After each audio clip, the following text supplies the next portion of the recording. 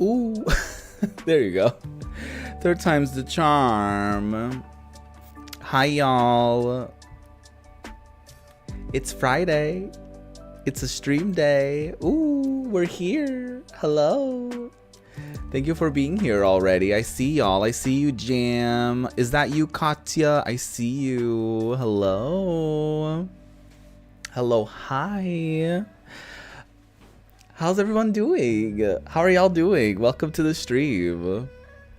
Today I'm gonna be playing, it's gonna be similar to last stream. I'm just gonna play some Sonic and we're gonna talk about life. We're gonna talk about things and yeah, you know what I mean? Yeah. Good times, comfort games, you know, lovely moments amongst friends. Oh Lord. Happy to see my face. Thank you. Happy to see your face, Dr. Jam. Also, I just recently, we don't have to talk about it, but I also just recently figured out why your username is Jam. So there's that. Because, you know, I follow you on Instagram. And so I was like, oh, wait a damn minute. It only just now clicked. I was like, wait a damn minute. I don't know. For the longest time, I guess I just thought you liked Jam a lot, you know? So it wasn't until recently that I was just like, wait a damn minute. I love when everyone figures that out. Girl, am I the last person on earth to figure that out? Like, are there still people who haven't like cracked the code? Because I felt so silly.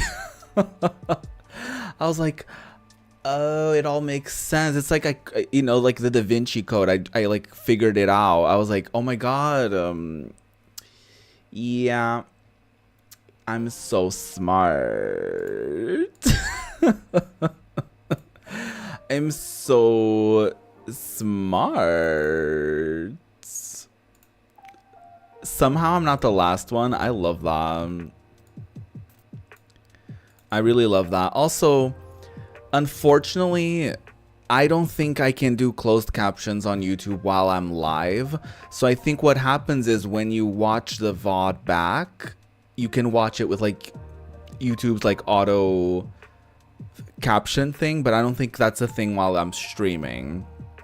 Because I think the closed captions feature on on YouTube, you have to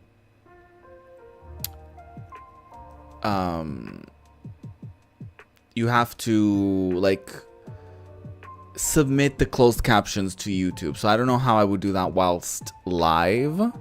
I assume it's a similar thing. I don't know. Actually, I don't know if that's that similar, because usually I was gonna say it's a similar thing. Yeah, maybe. Like when like you're watching like an Xbox presentation and they would have like the closed captions like while like it was a live thing. You know what I mean? Like maybe. Yeah, maybe that's how. But yeah, I don't know how to do that. I know some people have a thing where you can make it so that there used to be a thing called closed. It was called web captioner, something like that, where you could like window capture a specific browser and it would like do subtitles for you, and it would like embed that into the video itself. But that's not a thing anymore, I'm afraid. So I'll have to investigate. But yeah, so apologies for that, but there's really not much I can do. Also, I don't know if you can really tell, but I burnt this part of my face specifically. I guess I missed a spot while applying sun cream yesterday. Because I went to the beach yesterday with Mama Ruby. We actually went to a beach, posted it on Instagram. We went to a beach that we hadn't been to in like years. So it was like, it was cute. Yeah, apparently the website just discontinued. I don't know why, but I was looking into it. Ding dong. Hi, Cash. Good to see you on here. I hope you're looking forward to a juicy full life again. Cash was really funny, y'all. I just one day I just get a comment from, I get a notification that I got a comment from Cash, and and they said like, oh no, I couldn't find you anywhere because I, got banned on Twitch. But and Cash was like, I couldn't find you anywhere. Oh no, I feel my life felt so juicyless. And I was like, no, can't have that. Also, I would like to say thank you to everyone who has watched the streams and also the VODs for these streams, because I want to give a round of applause to y'all, because I ended the previous stream on Wednesday with 15 views. It's, we're a growing channel. And within like the past 2 days, that VOD got like almost like 200 additional views. So thank you to everyone who's been watching. I promise I'm not gonna hit y'all over the head with like numbers and stuff like that, but I just thought that was wild. I was like, wait a minute. I was like, how did we go from like 15 total to like now we're at like over 200. So thank you so much for that love and support on that latest VOD. And yeah, you missed my juiciness. Well, look no further, because you found the juiciness. You found the juiciness. And I will not be going anywhere, okay? I'm staying here on YouTube. Even if / when I get my Twitch account back, I will be staying here, honestly. Like, it's not even just the thing of like me being bitter because I lost the account. It's me being bitter at like how it all happened. And I have a sneaking suspicion that this like new clip scanning system will fuck some people up, and I will be there to support them, because yeah, it was bullshit the way it all happened. But anyways, all the juicy support, I really appreciate y'all. Thank you so much. Love a little family beach moment. Yeah, it was nice. We just like we went for like we usually like walk around like the pier, and we went to like a little cafe, coffee bar, table moment. To just like have for my mama to have like a little espresso. That's that me espresso. Sorry, I had to. It's just a trigger word. Sorry. And I had like a little ice cream. I don't know. Do y'all have this website? This ice cream. It's called like a Calypso. Do y'all know about this? It's like they have. It's like mango flavored, like creamy, lovely. Do y'all have that where you live? Because I had that, and I hadn't had one in years. So I was like, this is nice. But yeah, it was a bit windy. But it was nice. It was nice. Actually, the temperature is heating up over here. And not just because I'm here. But yeah, over like the next few days, it's gonna be pretty warm. So yeah, we'll see. But yeah, I did burn like this side of my face and then a little bit of my hairline. I don't know. I must have missed it, I guess, when I applied sun cream. Also around my neck. I'm that news anchor lady who was caught saying, "I so pale." That's me. I burn easily. I burn easily. So, ooh, that's me. We love your stream.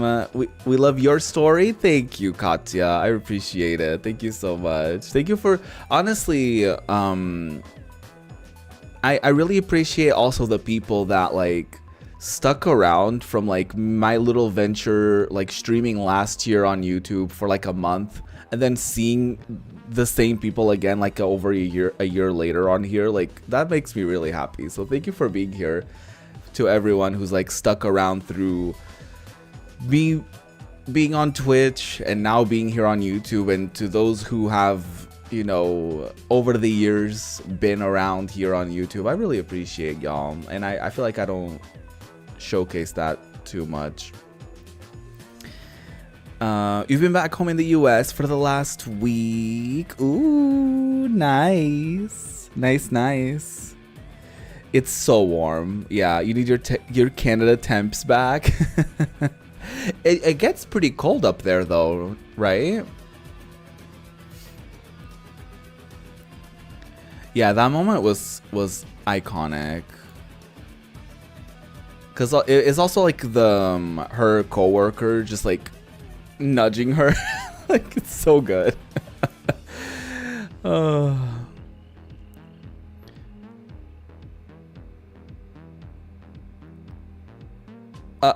Hallmark the Object Thingy by Budge Studios. Hi. That name. That name took me on a ride. That name took me to places I've never been to. My mom loves Hallmark movies. She's a Hallmark queen. Spaghetti bolognese. Hello, Hallmark, the Object Thingy by Budge Studios. That is an incredible name.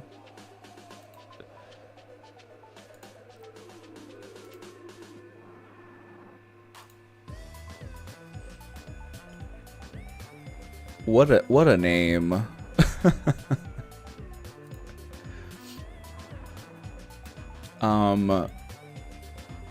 So I'm gonna play Sonic.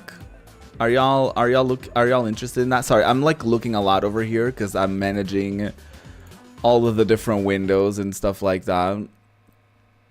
So yeah, we're gonna play Sonic. We're just gonna talk about like the same way we're talking now.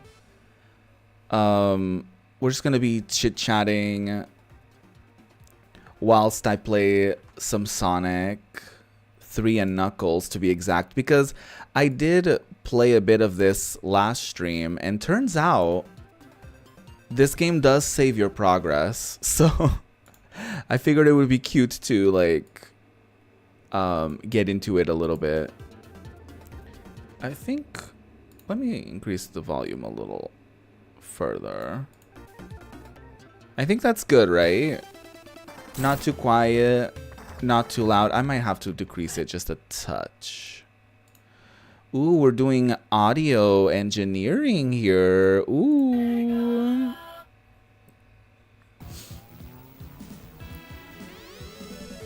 I might have to turn it down a little bit further.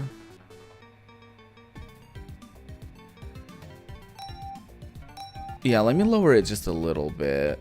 Also, there's like a heart covering like the corner of my screen, so I can't really see sometimes like a slight portion of the messages. Oh, don't do this to me.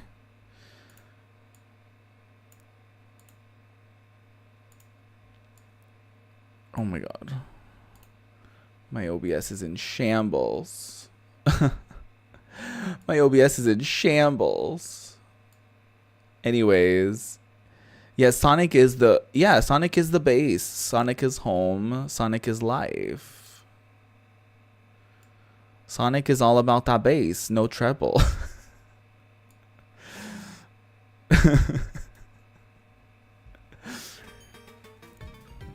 So I've been playing as Knuckles, so that's fun.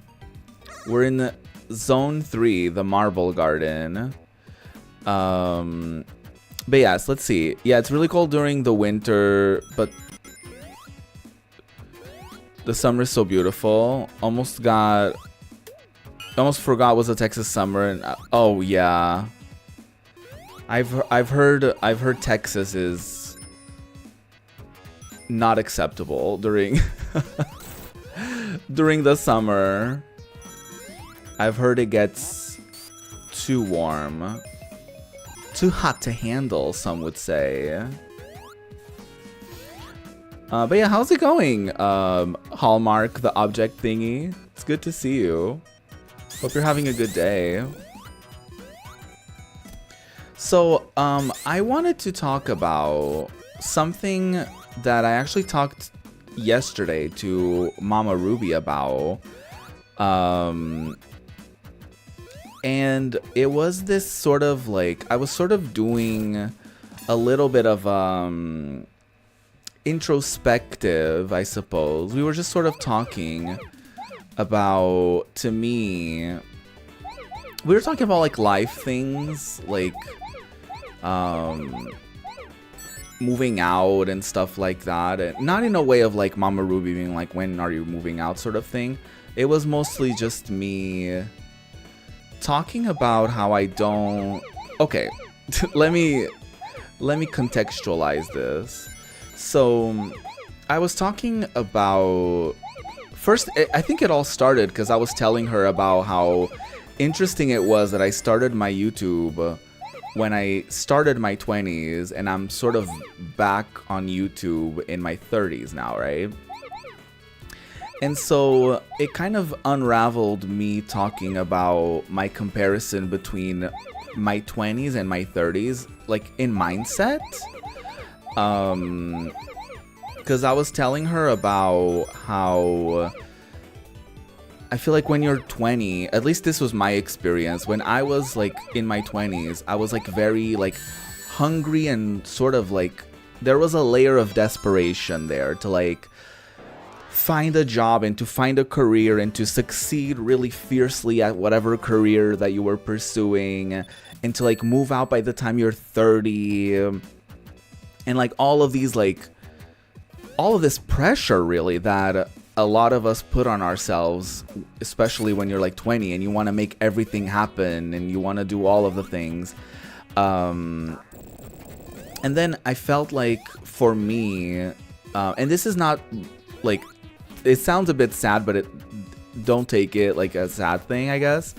Like reaching my 30s and sort of realizing that like a lot of the things that I wanted didn't necessarily happen doesn't necessarily give me like sadness vibes. It gives me more like, I think the takeaway that I got from it was that your level of stress and like desperation for something won't necessarily increase whether or not it won't increase necessarily the chances of it happening. That's number one. And it doesn't necessarily mean that it will all go as planned just because you make all of these plans. And so, long story short, I found a bag of jelly. Nope. If you know, you know. But yeah, long story short. Oh shit, I found another thing. Sorry, long story short, no jelly beans to be found. However, I found that it's okay to sort of like take it easy. I found that it's okay to not... What am I trying to say? It's okay to not like stress out so fiercely about a lot of things that you don't really have control over, right? So to me, it's like I'm approaching this sort of new chapter of me being on YouTube with such levity, with such a hindsight of like, yeah, just because I stress out about it doesn't mean that it will happen faster because of me stressing out about it, you know? Or just because I want something really badly doesn't necessarily mean that it will happen the way that I want it to. And in the same thing with like dating and stuff like that, I no longer feel this sort of like rush to like find a date and to be in a relationship and to again, to like build that like dream life and to build out all of these goals, because I'm like, sometimes you may plan for something and sometimes life just has a different plan for you sometimes, you know what I mean? And I think that's something that I sort of subconsciously learned within the last 10 years, you know what I mean? And I remember being on the bus home from the beach and being like, oh my god, I kind of spilled, because it's like, yeah, no matter like the level of desperation or the level of hunger that you may have for something won't necessarily equate into it happening any faster or at all, you know? So like, take a deep breath and chill, you know? Like, just take a deep breath and chill. Things will happen when they are supposed to happen, and if they're supposed to happen at all, they will happen. And sometimes you just gotta trust the timing of things as well, because sometimes you may think that you're ready for something and then you get it too early and then you mess things up, or sometimes, you know, the timing just works out perfectly. By the time you get it, you're like, okay, I'm glad I got it this late, because I wouldn't have been ready for it early in my life or something. I don't know. Hey, Movie Shadow, what's up? We're talking about life. We're playing Sonic and talking about life. We're getting deep into life talks. You very much understand that feeling. Yeah, like how because you are also someone who is in their 30s, so like did you feel that shift in your mindset as well? Or like how did you find your mindset, how did your mindset change from being in your 20s to being in your 30s? Because I feel like, and it's so weird because I haven't been 30 for that long, okay? I just turned 30 this year, but it's really true what people say about like when you turn 30, like there's just like a shift. I don't know how else to put it. It's just like, I think I was telling my mom this, and I think that's what it is. I think when we turn, I feel like when we turn 20, and then when we turn 30, and then when we turn 40, I think when we hit those like pivotal ages, I'm so lost here, y'all. But when, sorry, let me think about what I'm trying to say. I feel like when we hit those ages that are so pivotal, I feel like we subconsciously do like almost like a mental recap of the last 10 years, like, and it almost really does feel like a new chapter in the sense of like, I'm entering a new decade. So you almost like, I don't know, at least for me, like I felt like a pretty big shift in like looking back at my 20s and being like, yeah, it's not worth it to stress out so severely about this thing that I have really no control over, you know, which is life, by the way. Does that mean that I won't be overthinking and stressing out about things anyways? No, because that's just who I am as well, you know. But yeah, that's sort of how I feel now. Like I'm looking at YouTube and this new chapter with a lot more levity and a lot more clarity as well, of like, you know, I'll just let things sort of unfold. Ooh, I don't want to mess with that. I'm just gonna sort of let things unfold the way that they're supposed to and just trust the process, you know? And I don't know, I'm feeling good about that mindset so far. So, you know, I'll check in with y'all in, I guess, 10 more years, and I'll you know, let you know. Oh my god, Knuckles is struggling. Fergie says, I've done things so much later in life than my friends, and looking back, I'm glad because I experienced life on my own terms. I did and pursued things on my own terms rather than have my family or society tell me what to do. Ooh, that's good. That's a good, that's a good takeaway from, again, yeah, like taking your own time and doing things the way that you want to do them rather than like following someone else's timeline. That's a really good way to put it. Yeah. Thankfully, I get to do that because my family isn't sort of adding to that pressure, right? So like I never feel like my parents telling me like, hey, what's up with your, you know, YouTube or Twitch thing? Like that's, you know, like I don't really get them like pressuring me or pressuring me to get like quote unquote a real job or pressuring me to like not do this anymore or to whatever, you know. Because I think they also get the, you know, a lot of my previous jobs have really sort of wrecked my mental health. So I think for them it's also just like, you know, allowing me to sort of try to do something on my own sort of terms, I guess.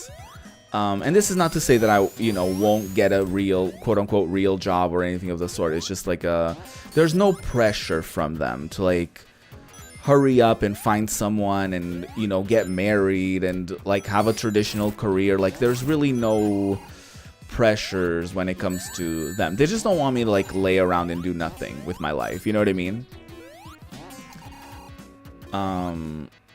Because I'm glad they sort of they treat my streaming times as like I'm like working, you know. So I really appreciate that about them, you know. But yeah, Movie Shadow says mostly kind of save the world and being alone. Oh, we're role playing. Gotcha. I miss Maria. Okay, we're RPing. Cool. Hi Joven, how's it going? What's up? I understand as a youthful 36-year-old. Ooh, okay. Tell me, what was that shift like for you? If there was a shift for you in mindset, or, you know, maybe your major differences between your 20s and your 30s. Because I find that so fascinating, because I was like, okay, it's just like, I feel like I sort of went through a bit of an existential crisis last year. So I feel like this year I'm just sort of enjoying turning 30. Because I feel like last year was like, oh God, I'm turning 30, and what have I accomplished in life?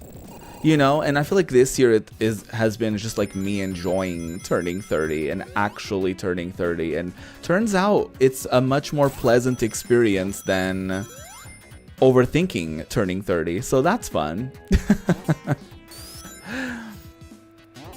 Your parents did, especially with us being immigrants and my parents being doctors, they don't understand creativity per se, but I'm stubborn and relented. Hell yeah. But that's a whole other like take, and not take, but life outlook, right?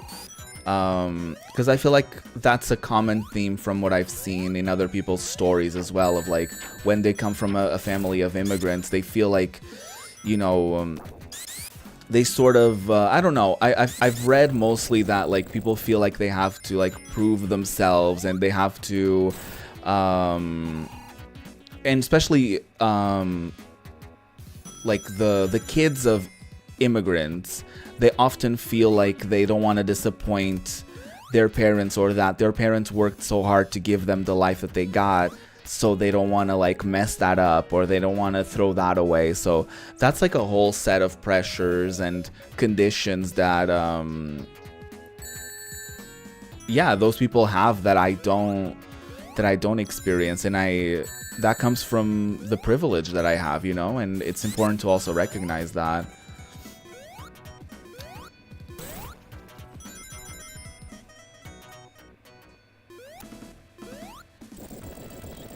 It just felt like I was out of the rat race, if that makes sense, and I've always been a late bloomer and realize that late blooming produces the most beautiful flower and everything will happen in the correct time. Hell yeah.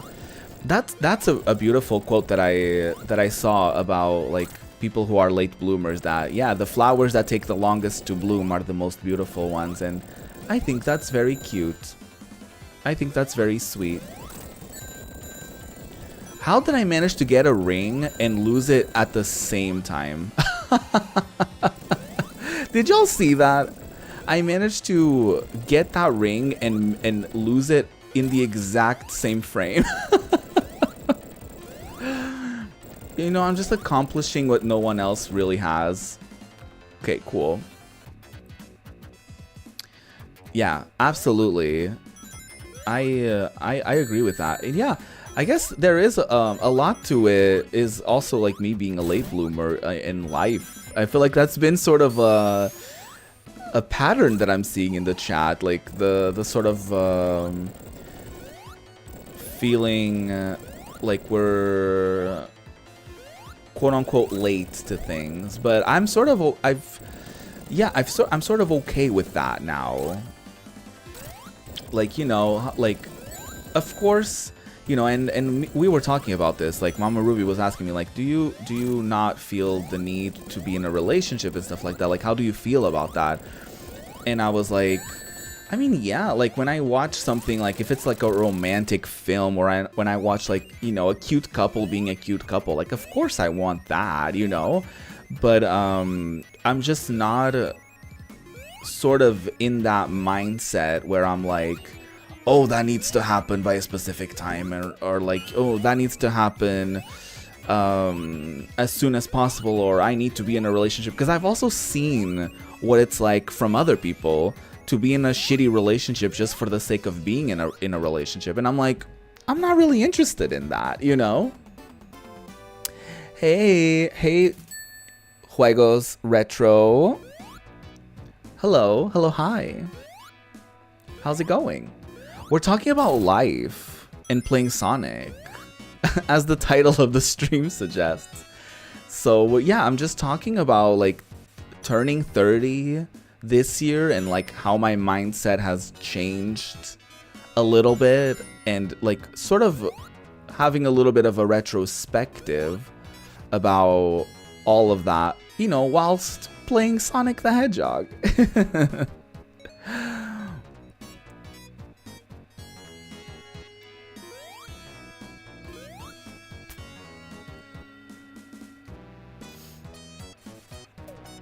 That does suck. Yeah, are you speaking from personal experience, Jam? Because of course, like there are a lot of times where I do feel like I'm missing out, you know, and I compare myself a lot with other people, you know, when I see someone succeeding at like the same field that I'm in, or when I see, you know, people with like a very nice, seemingly stable relationship, I'm like, I want that. Why not me? But then I also think of like my own part of the problem, which is like, you know, like me not really going outside much, or really giving myself too many opportunities to meet people. But I was also telling Mama Ruby this, it's like, you could, like, I could literally find someone who may end up being the love of my life if I'm literally, like, hanging out with her, and then we happen to come across, like, another son hanging out with their mom. You know what I mean? Like, that could happen. And we're at some sort of event, and, like, you know, we just happen to sit next to them, and, you know, like, you never really know the twists and turns that life has for you. You know what I mean? So it's like, I'm not really in a hurry to experience any of it, and I'm not really super interested in like dramatically change things in my life to find stuff, because I feel like when you're not trying too hard is when life sort of unfolds before you. I feel like when you think too much about it, and when you overthink it, and when you again, when you try too hard, I guess, is when sometimes things don't go great, you know? Welcome back, Shadow. When does Sonic 3 come out? Is it out already? No, it's not out already. December. Will I be seeing you there, Movie Shadow?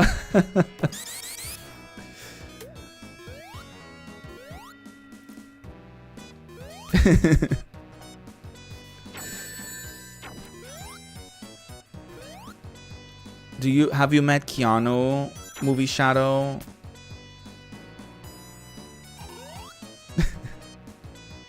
Me participating in the RP. How is he? Is he nice? I know everyone's obsessed with Keanu, but I think he's so charming. And that's probably why everyone likes him. He's kind of meh. You take it back. You take it back. How dare you? Shadow is actually my favorite. No offense to Knuckles on screen, but Shadow is actually one of my favorite Sonic characters. I feel like him, Amy, and Rouge, and Tails. I guess if I were to do a top 5, in no particular order, it would be like Shadow, Amy, Rouge, Tails, and then like, I actually don't know. Maybe Sonic actually would be in that top 5.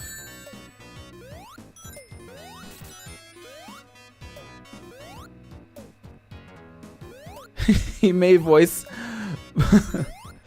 my character, but I'm not taking that back. Oh wait, what? You did take back a couple messages there.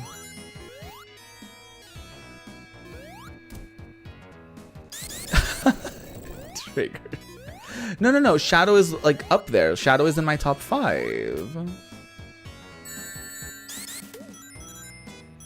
I did just say Sonic, yes. I am so sorry to say. But I thought y'all got along now. What happened? I guess Movie Shadow may be in bad terms with Sonic. Oops. Oops.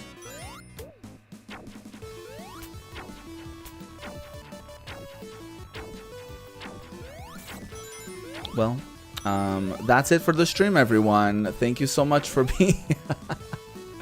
Could you imagine?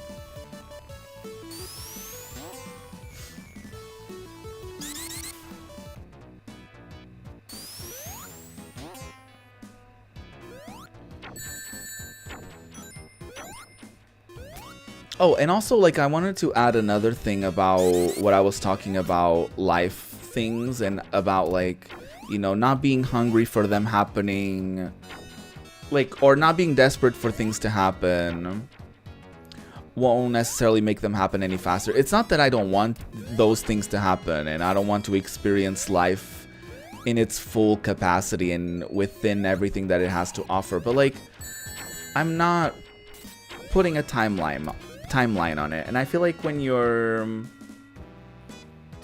I don't know, I feel like last year I talked about this, and in a much more like sad way that I actually edited around to make the video not depressing as hell when I released it. I think I may have privated that video. Oh shit.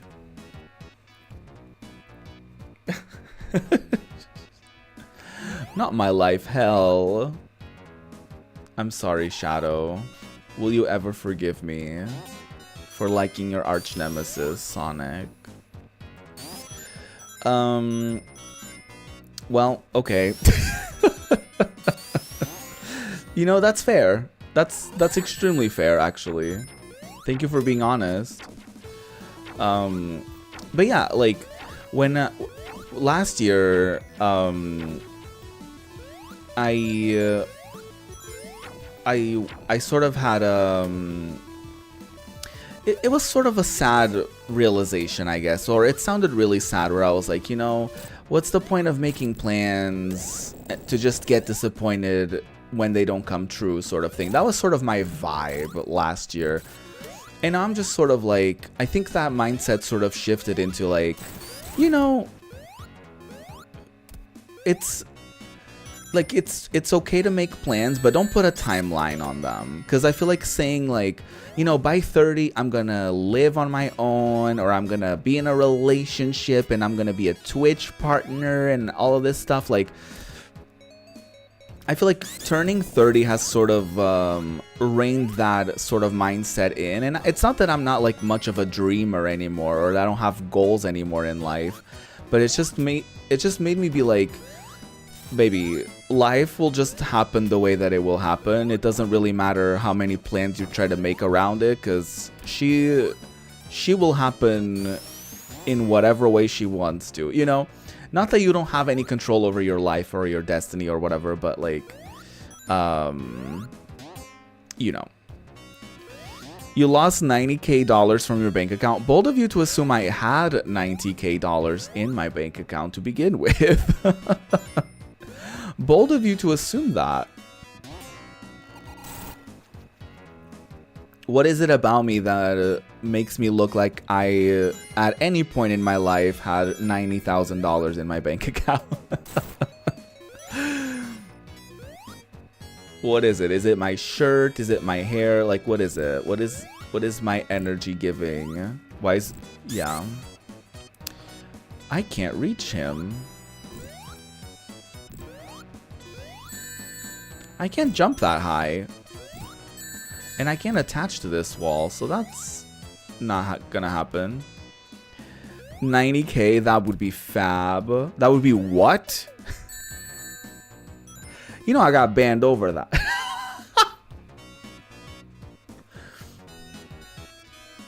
Just kidding. What would you do with $90,000? I have no idea what I would do. I feel like I would just like... I always think,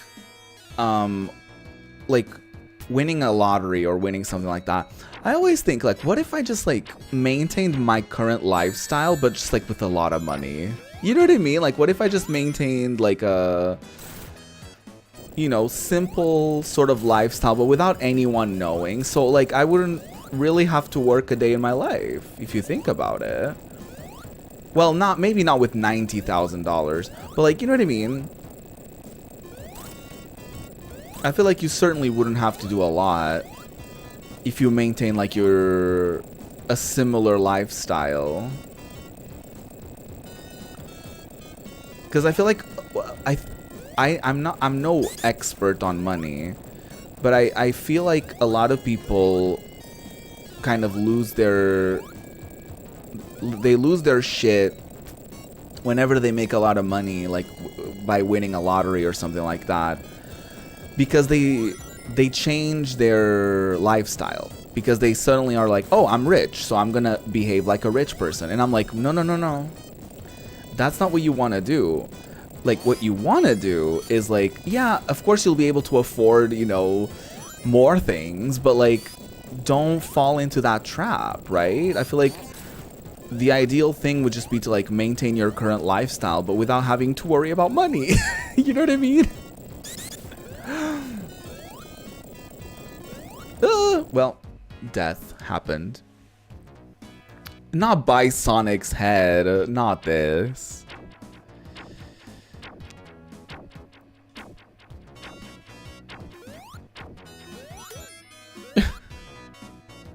Not payback for Maria.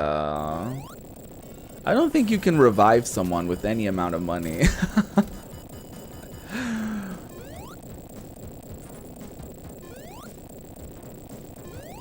But yeah, what would y'all do if y'all like won the lottery? Am I incredibly wrong in what I'm saying? Because I feel like the ideal life would just be like, if you win a big enough amount of money to like, yeah, like maybe buy a property or something that like somewhere that you can live in comfortably, or just like literally don't tell anyone and just like live a normal life. Because then if you just live a normal life, nobody's gonna ask you for money. People will, you know, people will just think that like you're just a regular person living a normal life.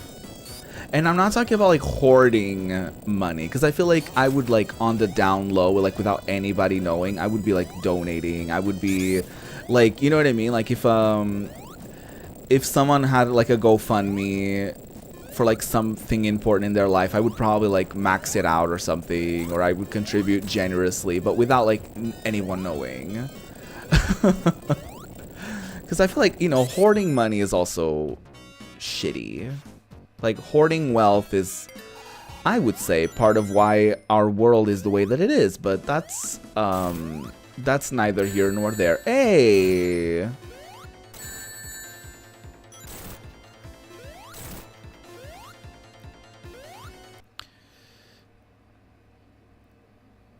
I always wonder what game me like. Sorry, I don't understand what you're trying to say. 90K, I buy I buy 2 chips. Just a bag of chips. Just 2 singular chips. Not even a whole bag of them. This is a wild fucking boss, by the way. Like, how am I supposed to guess where he's like popping in from?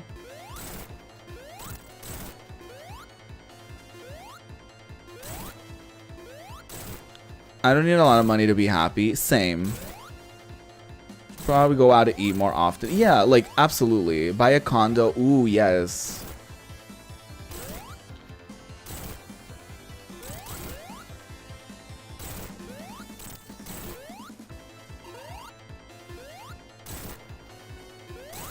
Oh, shit.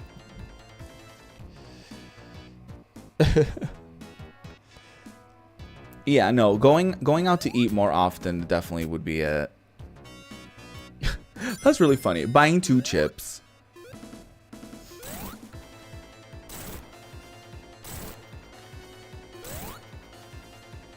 Well, well, well. Oh my god. Oh my god. Please. My precious ring. Oh.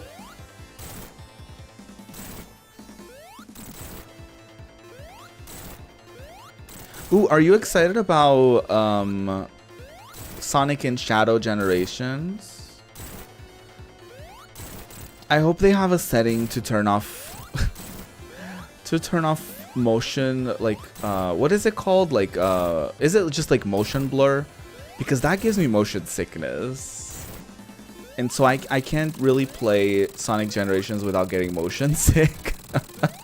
So I hope they fix that in Sonic, like the new Sonic Generations.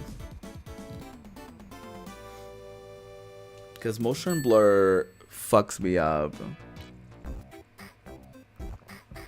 Oh lord. Not the carnival level. This one actually isn't too bad, because this one isn't like a specifically pinball level. You know what I mean?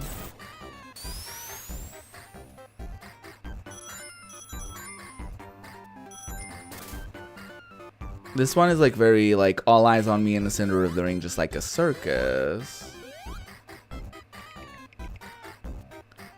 Oh. He's just launching Knuckles into the wall, damn.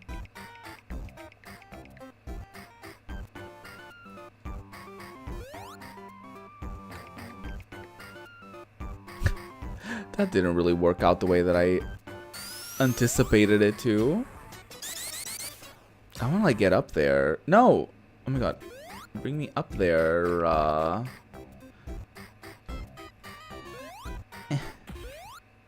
Please.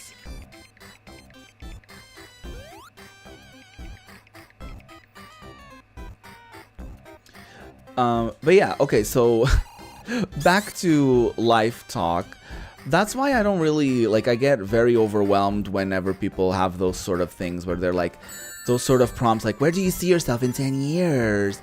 Because I'm like, girl, I don't know. And I don't want to know. Like, I think part of the fun is the unexpectedness of life. So it's like, yeah, I don't want to know. I don't really want to plan for it. Like, I'm just gonna chill until, you know, I get there.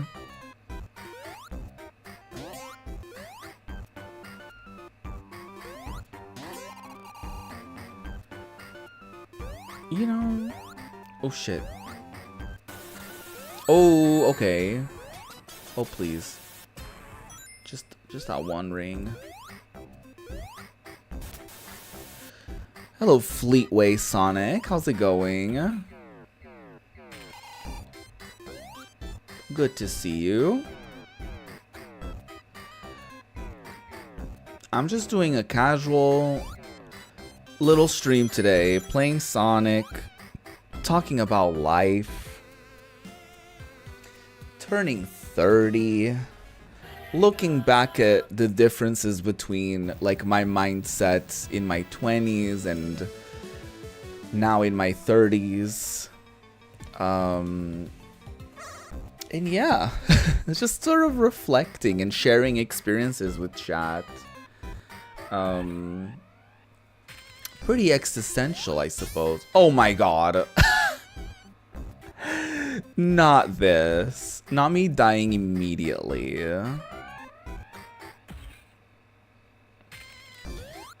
You're enjoying your life in the forgotten character realm. Oh, so we're RPing again. Cool.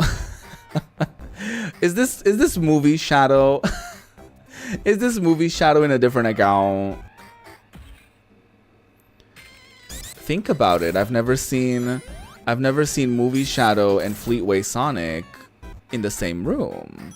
Something to think about.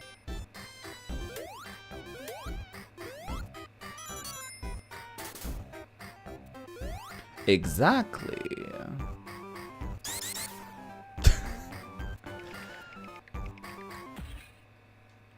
Exactly. Think about it.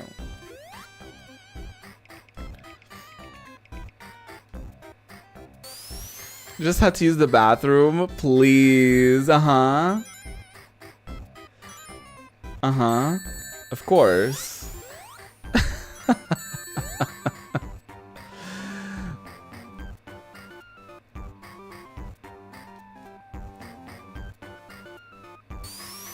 Also, who the hell is Fleetway Sonic? Is that a real thing?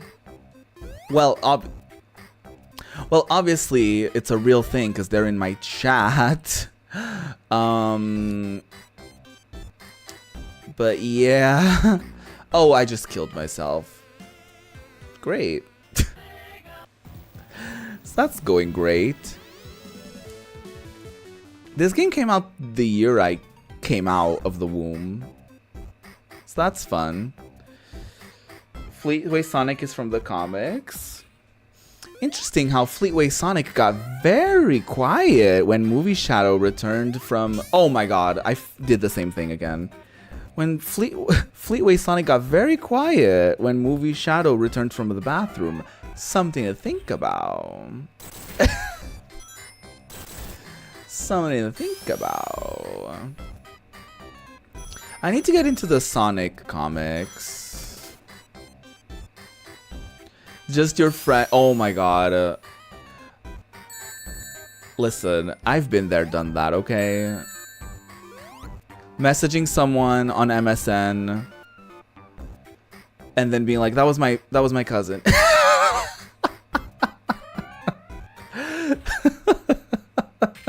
That wasn't me. That was my cousin. Oh my god, my cousin just came over and he just like logged into my account to say that. So weird.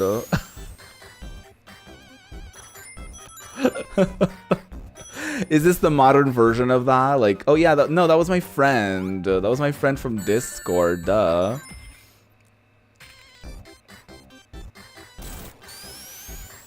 Do you remember MSN, girl? Those fucking animations that you would like, that you would send to people. Good night, Katya. Are you going to college tomorrow? Well, I hope you have a lovely day. Is tomorrow your first day?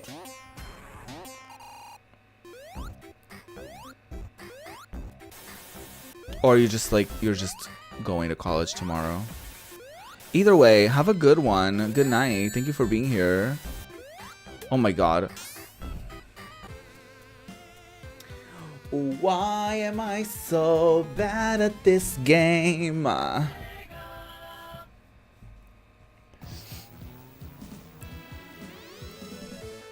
We act like we're the same person, but he's 4 years older than me. Right, of course. Yeah. Sure.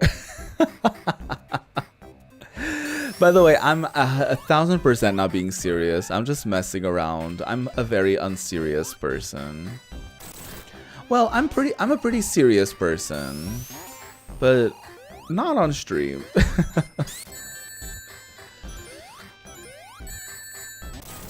But yeah, good night, Katya. Have a good day tomorrow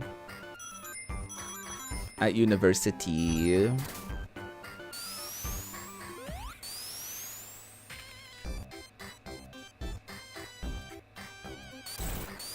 This level is wild. By the way. The way I should not have been chit-chatting on AOL or MSN. Oh my god. I never really talked to strangers on MSN. That was like Skype later on. When I was on like this was like very early YouTube for me, like before this channel. Like I had a different channel. I had a whole other life.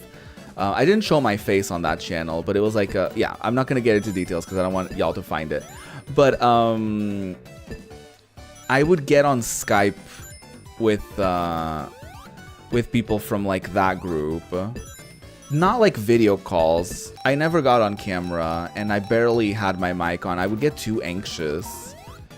But that was the first time, and yeah, it was probably also shouldn't have done that. But hey, life goes on.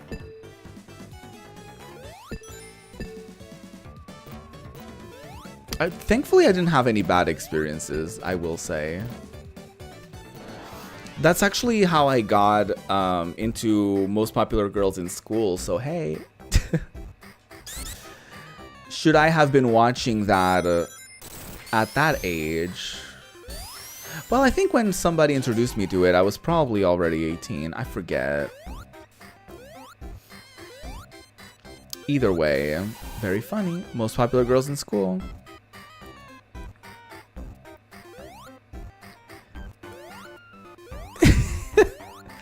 Did you log in with your account on your phone or something and you're doing it back and forth there? That's funny. Listen, I appreciate the commitment to the bit. I appreciate the commitment to the bit.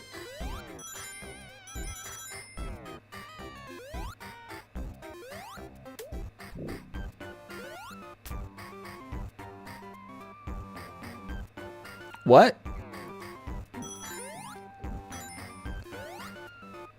That took a very...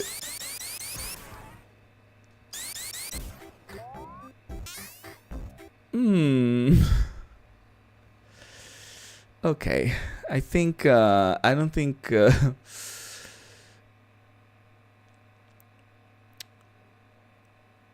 don't think you belong in this community. Let me... Sorry about that. Sorry about that, everyone. I don't think we need to dive deeper into that. Anyways,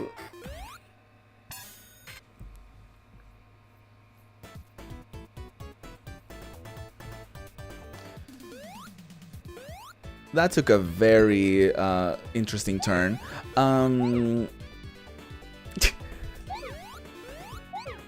So anyway, what are y'all up to today? How's life been treating y'all recently? Tell me all about it.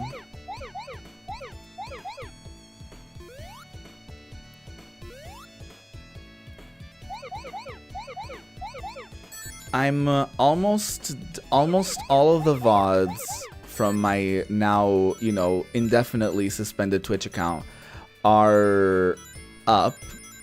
I'm gonna, I think by the end of this full week, all of those VODs will be up, and I will be posting a video on that channel to let the people know that where I am now, which is here, to officialize this sort of transition, I guess, into me streaming on YouTube.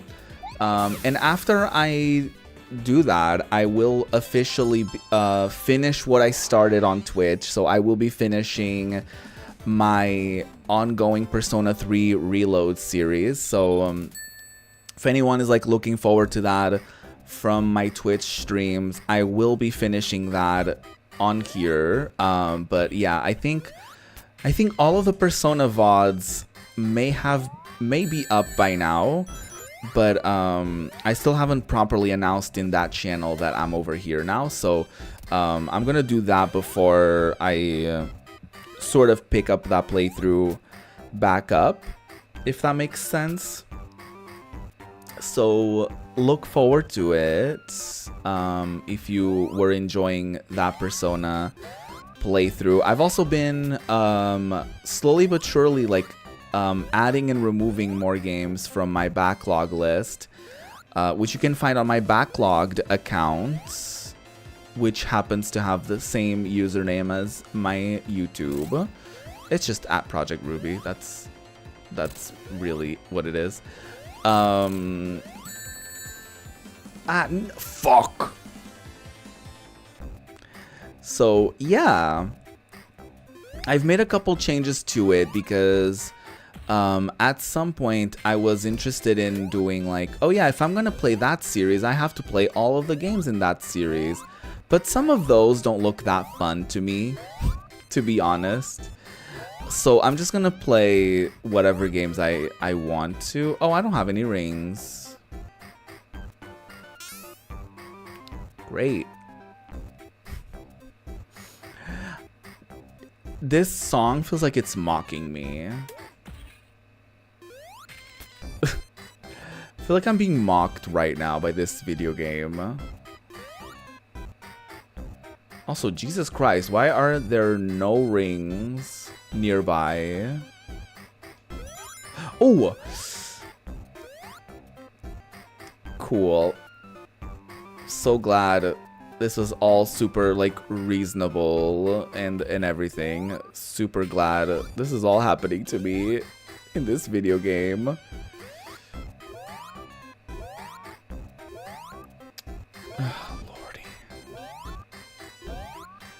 Okay, I can do this.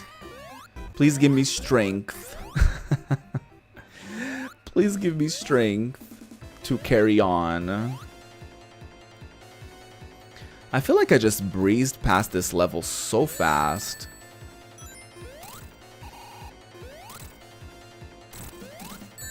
Shit.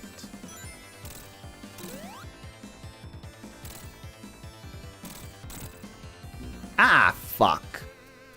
No! Not this. Okay, y'all. Carryonica Dupree. Nope. Hi, Fran.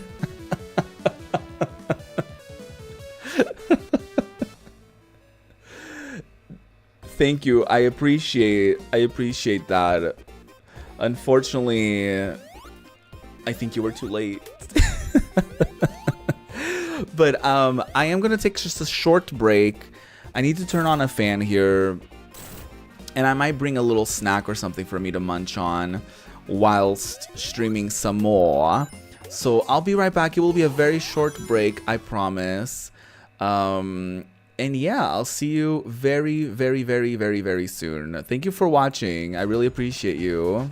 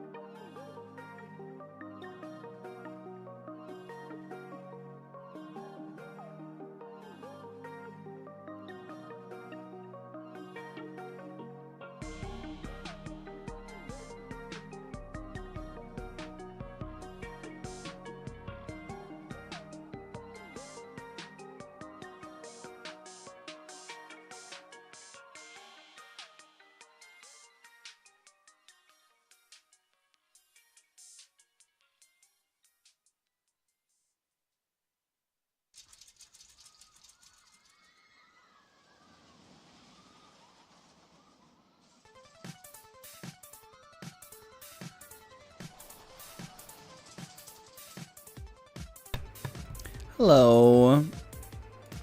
Welcome back, y'all. Thank you so much for being here. Don't forget to click that like button if you're enjoying the stream. That's something for me to get used to. But yes, welcome on back.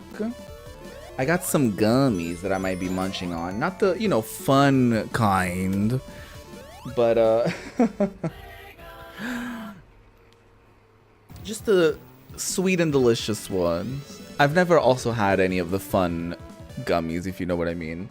So there's that. But hey, Terry plays. I'm sorry if I messed up your name. Is this Sonic 3 Air? I don't know what that means, but I am playing the Steam version of Sonic 3 and Knuckles.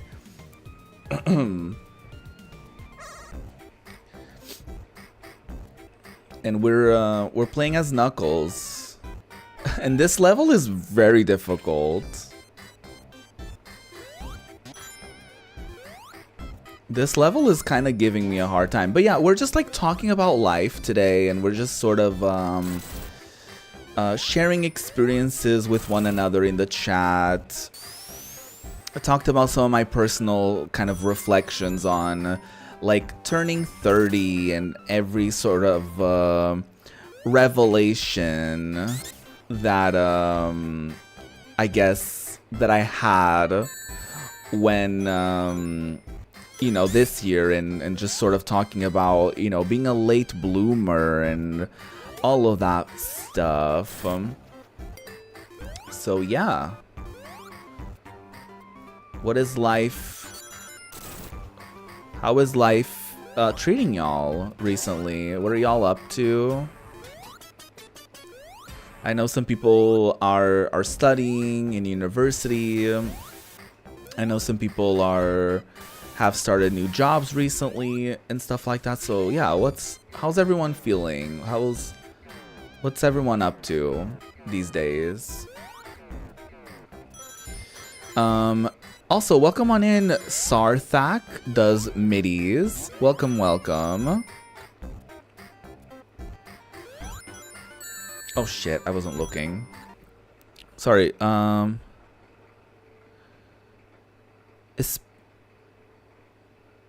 Especially Knuckles' jump height.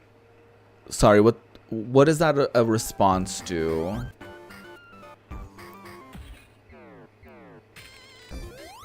Like, does that have to do with Knuckles' yeah, I mean, I found out recently he doesn't jump as high as everyone else. 'Cause I played this game recently on my own time, off stream, as Tails, and then today recently playing it as Knuckles, and now being like, wait, Tails could have reached that. What's up with that? So that's been rather interesting.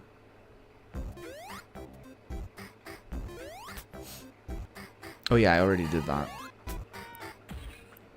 Is weed legal in Portugal? Okay. I'm not a lawyer, and so I'm not giving don't quote me on this. But as far as I understand, it's not illegal to dabble in, I guess what I'm trying to say is, like, drug usage isn't criminalized here, but you're not supposed to have up to like certain amounts of drugs on you, because then it would be considered like drug trafficking, I suppose, or distributing of it. So I think people are allowed to consume it up to a certain extent, I think, but I don't think it's necessarily, I think from what I understand, you don't go to jail just for doing weed. Just for doing a weed. Because drug usage isn't criminalized here, if that makes sense. So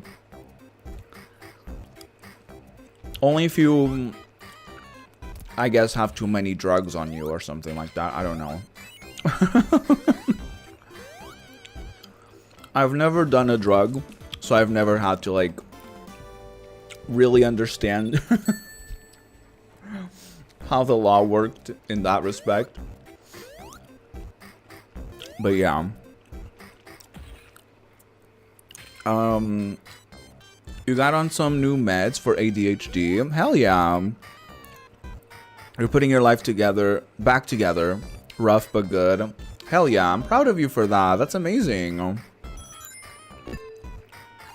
Never done a drug. In high school, surprisingly, a lot of people around me did. There was like a phase where I feel like this was like 10th grade. So I feel like that was like a short phase where everyone smoked weed, but I feel like everyone just sort of quit the year after or something. But I guess, you know, I was around, so I guess I was an accomplice. I don't know if, you know.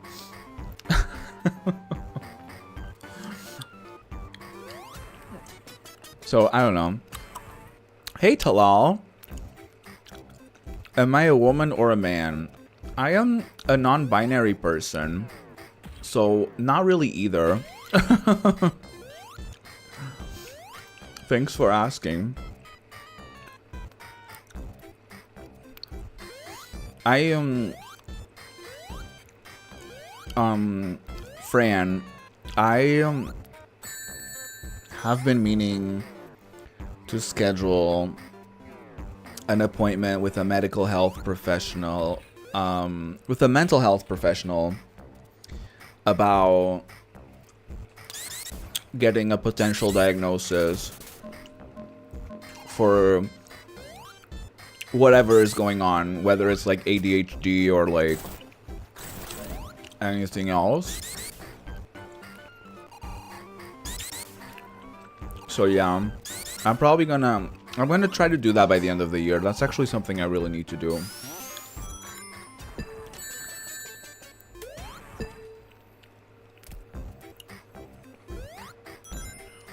Because I get distracted very easily. And, and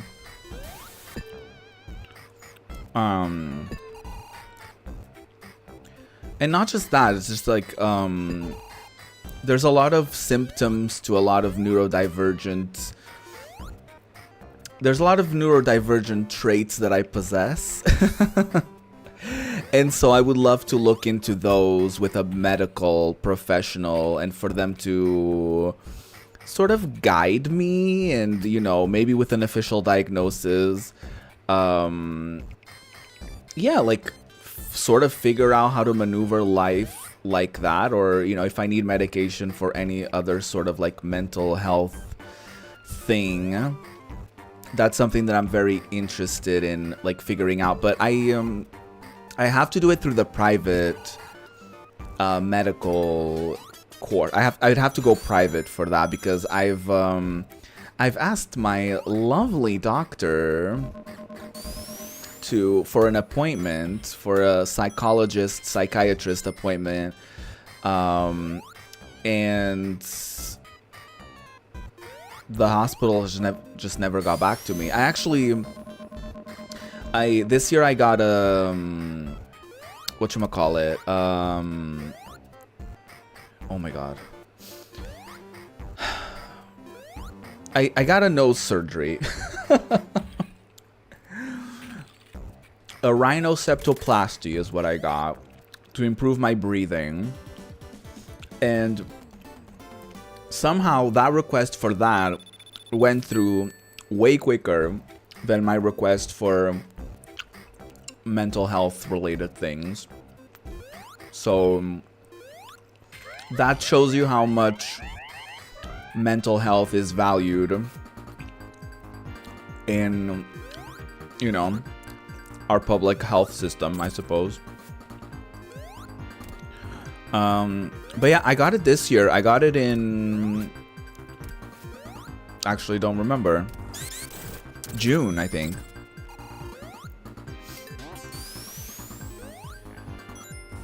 It was It was fairly uneventful. It's just a little annoying at first, like the recovery. But you don't have to get bedridden or anything, so it's like, it's fairly easy, breezy, beautiful. The nose gets very itchy and very dry very easily though, so that's like an unfortunate thing. What do I know about Sonic? A lot. I grew up with Sonic. I grew up with the original shit. I grew up with the original Sonic the Hedgehog on I played both the Genesis Mega Drive version. I'm saying both names just in case. I played the Mega Drive version as well as the Master System version growing up. Yeah, I grew up with all three of the original Sonic trilogy. So Sonic 3 and Knuckles is something that I'm fairly familiar with. Not as much as like the first one. I feel like the first one I played the most.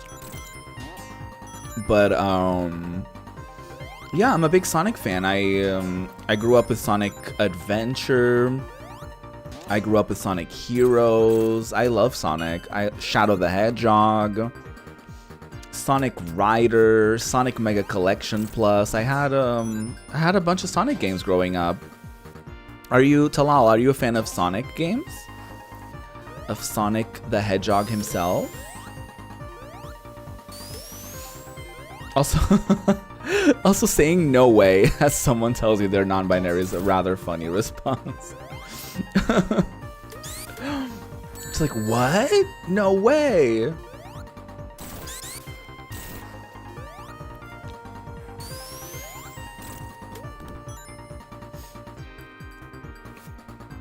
It's game-changing if you can get the help you need. Yeah. Absolutely. Because I feel like it would just help, you know, navigate through life so much easier. If you're like, if you have a diagnosis, if you happen to be taking much needed medication. I'm not expecting like my life to have a, you know, a 180 dramatic change after that, but I feel like it could help a ton. I feel like it could help, you know.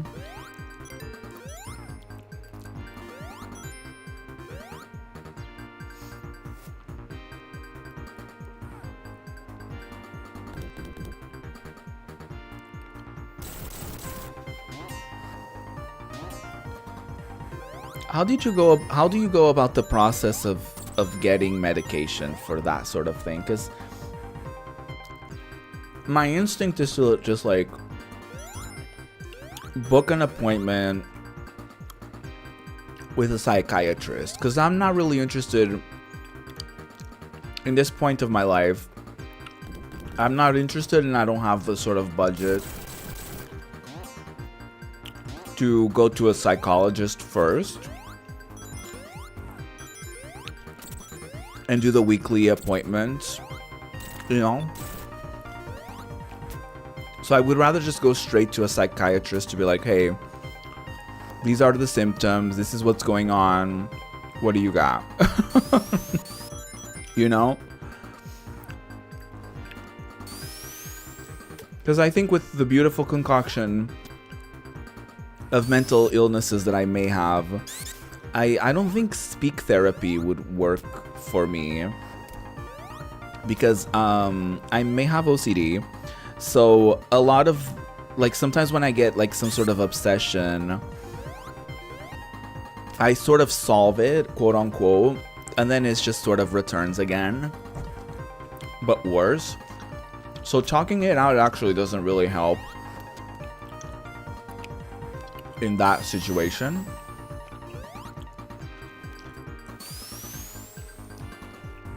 Because it's just sort of like, you talk about it, you get relief for it, and then it just sort of manifests itself back. You know what I mean? Because it's an endless thing of what ifs and whatever. Intrusive thoughts and all.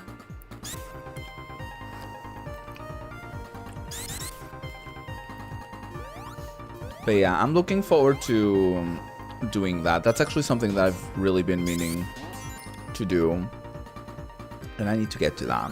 I really would love to do that by the end of the year. Or before the end of the year.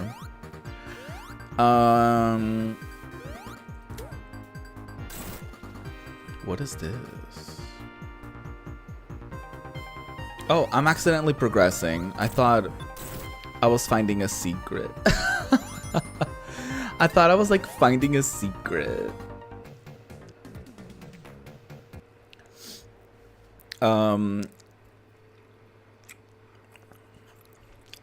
You might do better with button-up therapy. Never heard of that term. Where you start with your body and sensations and how those affect your thoughts rather than talking from your thoughts down to your feelings. Yeah.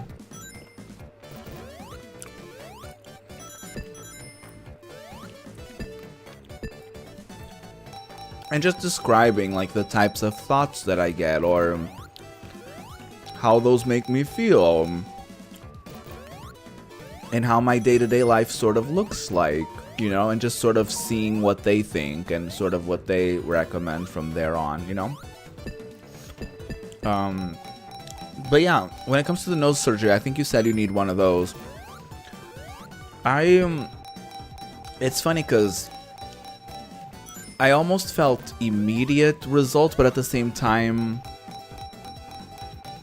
it's weird because you don't feel like a dramatic shift. But for me, I remember even when because I've been like a mouth breather for a long time.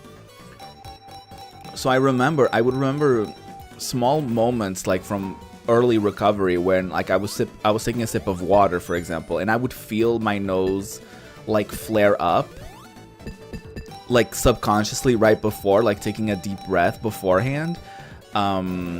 And I don't know if I would do that naturally beforehand, but it just sort of started happening. But I feel like because of the swelling and because of the nose recovery process, which, by the way, I will only officially be done with the appointments, or I would only officially be, I guess, discharged from the nose doctor in like 2 years. So I have to do a constant, I will have to do several, like over the next couple of years, I'll do like little check-ins here and there. But yeah, sometimes it doesn't feel like, I'm just like, okay, I have to breathe through my mouth because for some reason my nose isn't, you know, not that it's not working properly, I guess, but sometimes you just have to sort of do it. But I think that's part of like the recovery process and all of that. So yeah, it's interesting because you feel a change, but at the same time there are days or there are specific times where you're like, wait, isn't it just this how it was beforehand? But I feel like you feel it in small ways, in subconscious ways, I guess, if that makes sense. But it doesn't hurt. Like, I mean, the surgery itself doesn't hurt at all because you're asleep. But,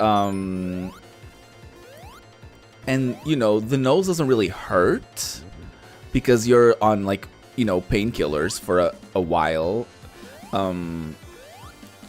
It's just more of, like, the inconvenience. Like, because the area around the nose is like pretty numb, so like I didn't feel my upper lip for a minute, for like a few days. You just sort of slowly regain like feel of like this sort of area. Thankfully I didn't like bruise too much or too severely, so that wasn't too bad. But at the time I was like back to streaming within like a month. I was like, because, you know, I was very nasally as well, and I wanted to properly recover, so I was like, I'm not gonna like rush back into streaming or anything. So yeah, it took a minute, but once I had a fair amount of recovery, I was back to streaming. So you probably would go back to your regular life fairly quickly. The nose barely changes, like physically, like aesthetically, like it doesn't change that dramatically either. I mean, obviously they changed enough so that it works the way that's supposed to. But it's like, it doesn't look dramatically different, you know what I mean? And the scarring is only like over here, so you can't really tell unless you're like this. So you know, and on camera you can't really tell. But I wasn't really worried about that.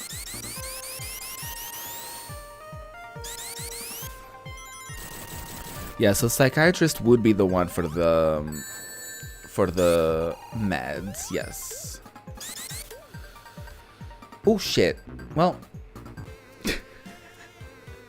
this game is hard. Jesus Christ.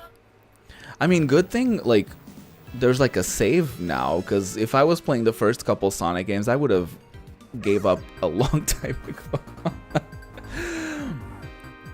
The trauma is stored in the body, so PTSD therapy can be about tuning back in and processing that, not just talking about what happened. Got it. No worries. You know, don't worry about the amount of words in your message. I can always pause the game. It's fine.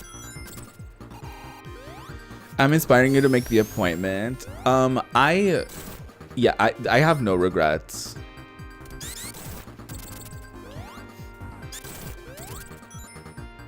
I have no regrets. If your surgery is anything like mine, I literally, well, I had to stay an extra day at the hospital because they had to do like an exam the day before. I had to do an electrocardiogram, but that's because I have like history in cardiology. So they just wanted to do it to be sure everything was fine, which it was. But yeah, it was literally like, if not for that, it was like a 24-hour thing. Like I came in and I got surgery, and then like around the same time, 24 hours later, I was out of the hospital. Mind you, you're gonna be a little wobbly, you know? You're gonna be a little wobbly. And you're not gonna be like obviously top shape for a minute, but it was cute. It all turned out rather fiercely. But you know, to kind of turn it back to like the conversation I was having about like my 30s and all that stuff, that was sort of like a thing that I wanted to do. Like with my 30s, I wanted to change the way that I was living my life, the way that I was like, you know what, like, yeah, let me book these appointments, like these doctor appointments, let me go to places I've always wanted to go, or places I haven't been to in years, and go sort of revisit them. You know, like just sort of make little changes in my life, and just sort of like, yeah, take it as an opportunity to be like, I'm excited, it's a new chapter, I want to experience new things. And that was like my New Year's goal. Like I just wanted to like experience new things that I haven't done before. Oh, come on. And so yeah, I mean, getting nose surgery was part of that. It wasn't like you know, it wasn't a thing where I had to I wanted to do it. I didn't want to do it for like aesthetic purposes, because I don't really look at myself and I think like, yeah, let me get that surgery to change that thing about my body. Like I don't really think of it that way.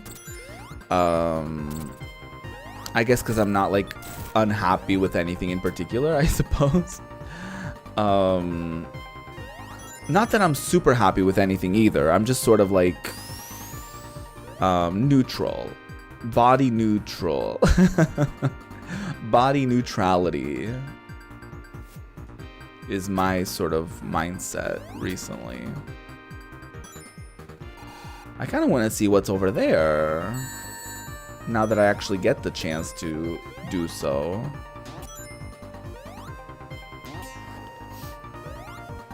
Love that for you. You just got to your 30s. Yeah, same. I feel like I talk about my 30s as if I'm like 30 something, but like no, I'm still new to the 30s thing. Oh, come on.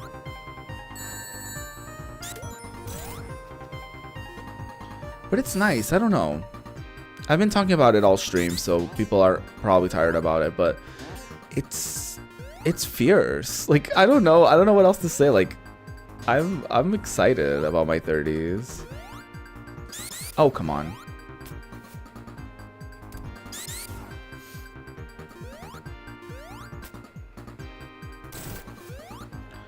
Oh, really?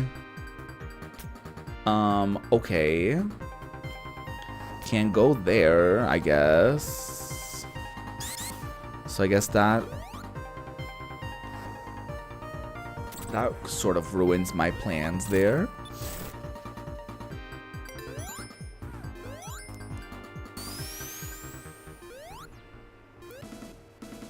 What are you looking forward to in your 30s? Cause yeah, for me, it was like sort of reevaluating my life and changing like little things, you know? And being like, yeah, I should do something about my nose. I should, you know, this was more of a recent thing, but I've been implementing a thing of like trying to get out of my house at least like once a week. I know for the anxious girlies that y'all get it. Y'all know, like, yeah, that's a good thing. Because I know ideally you would want to like maybe go out of the house at least once a day, do a little walkie walk, but you know, baby steps. Oh shit. This boss is kicking my ass.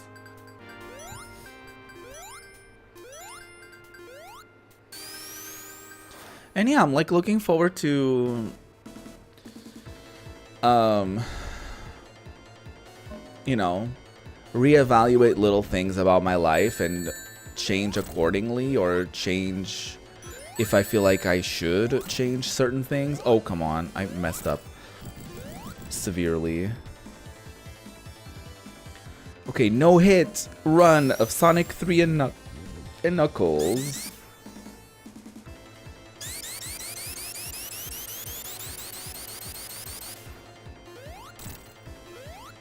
Oh, fuck. No. You know what? What if I just change? What if I change games? What if I don't play this anymore? What if I don't play this anymore? I don't know what I would play though, to be honest. Because I didn't really plan to do anything else, but I'm...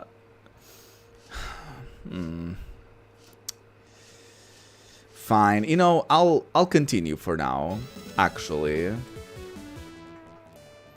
I'll give myself a couple more tries, maybe.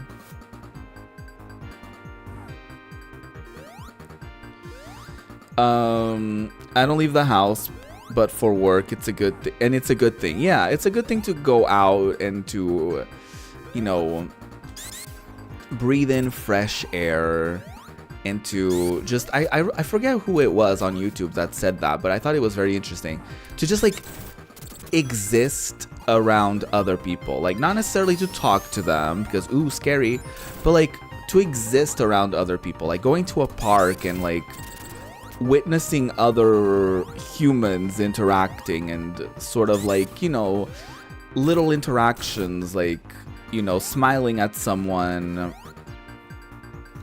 you know, on the public transport, or just like having a small interaction with someone here and there, can really make like a big difference in your mental health. You know what I mean?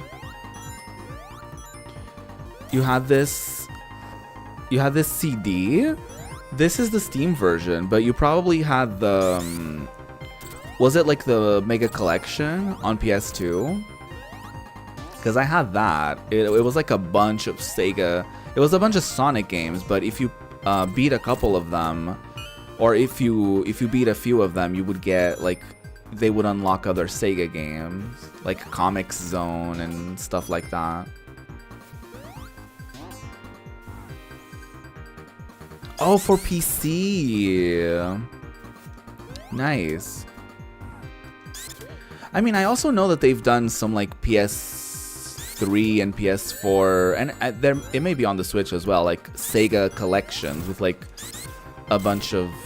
It might be this exact game, but like with all the games on it, because the Steam version you buy the games individually. But I think they released some sort of like Sega collection, Mega Drive collection for other platforms that was like on a CD as well.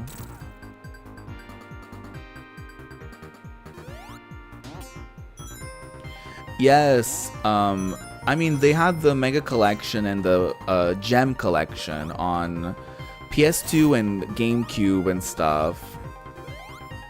I only have the Mega Collection.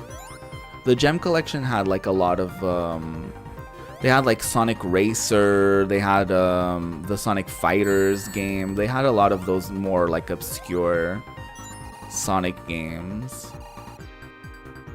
Oh, come on.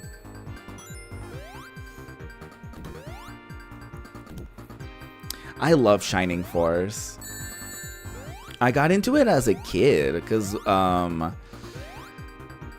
like I said last stream, like in the early 2000s, like everyone just sort of got into like emulation and stuff like that. So I remember one of my cousins actually was playing Shining Force on her computer at the time. Those like bulky ass computers that we used to have with the bulky ass monitors, and I was like, what? I remember it being so interesting because I had never seen anything like that.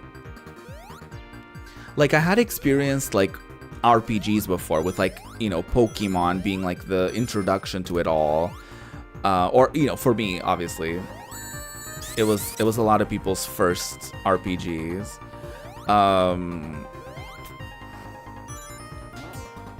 But it was also cool. But it was the first time I had ever seen like a tactical RPG like that. Because I was also familiar with like Final Fantasy. I had Final Fantasy VIII and I loved it. And those same cousins that I was talking about, they had Final Fantasy IX, or they would play it all the time. So and I would watch them play whenever we would like go over, and they were like, "Oh yeah, we're playing this game." So it was cool seeing like a tactical RPG like that for the first time. I was like, what? This is so interesting. And like kind of recently, actually, I actually beat 1 and 2 on my own time. I think I just saw someone play the first one on Twitch, and I was like, oh my god, I want to play it alongside you. And then like just on my own as I watched them. And then I continued my obsession and continued playing, and I beat 2, and I actually started playing the there was like a mini collection of Game Gear games, I think, Shining Force games on the Game Gear, I think, and I played a little bit of that too. But I played all of those games kind of like back to back, which I don't recommend. I don't recommend. Sometimes I get too much into like a particular game, and then I'm like, yeah, let me play more, and then I get burnt out from that series for like months. I certainly don't recommend. I still have Mega Collection Plus on my PS2. I still have the disc and everything. I don't have like a fancy upscaler or anything. So when I stream PS2 games from my PS2, they don't look like that great. Like it doesn't look that great on stream. So when I do play PS2 games, I often just go for an emulator. If I either own the game or if the game isn't sold in any like modern capacity, like on, you know, PC or on Steam or like on the Switch or anything of the sort. I just, you know, play it. I just emulate it, you know? Because it's also more convenient, and sometimes discs are tough. My PS2, poor thing. I feel like the last time I booted it up, she was struggling so hard to like play a game, to like read the disc. So like, so there's that.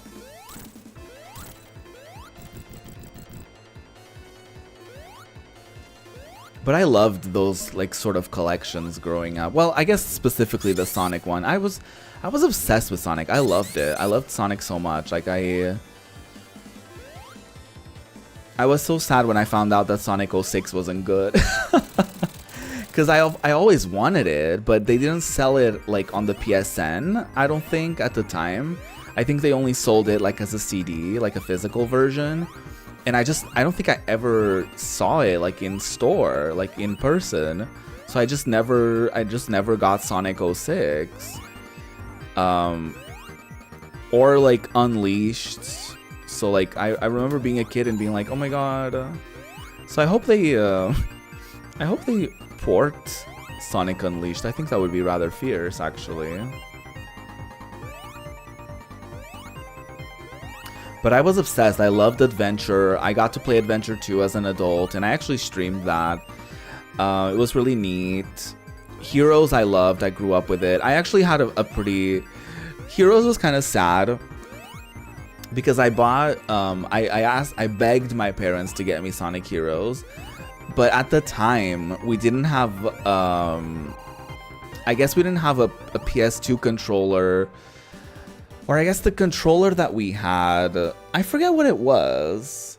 I think we had like a bootleg controller, or maybe I forget what it was, but it was like a bootleg controller that didn't have joysticks or something, or like if it had joysticks, they didn't work properly or something like that. So I think it was like something like that, where the game just wouldn't boot up, or the game just wouldn't load because of that.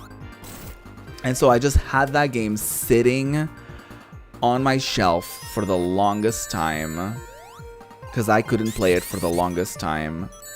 And then my cousin got it on the Xbox, which was also a better looking version. It was like 60 FPS and everything, I think. God damn it.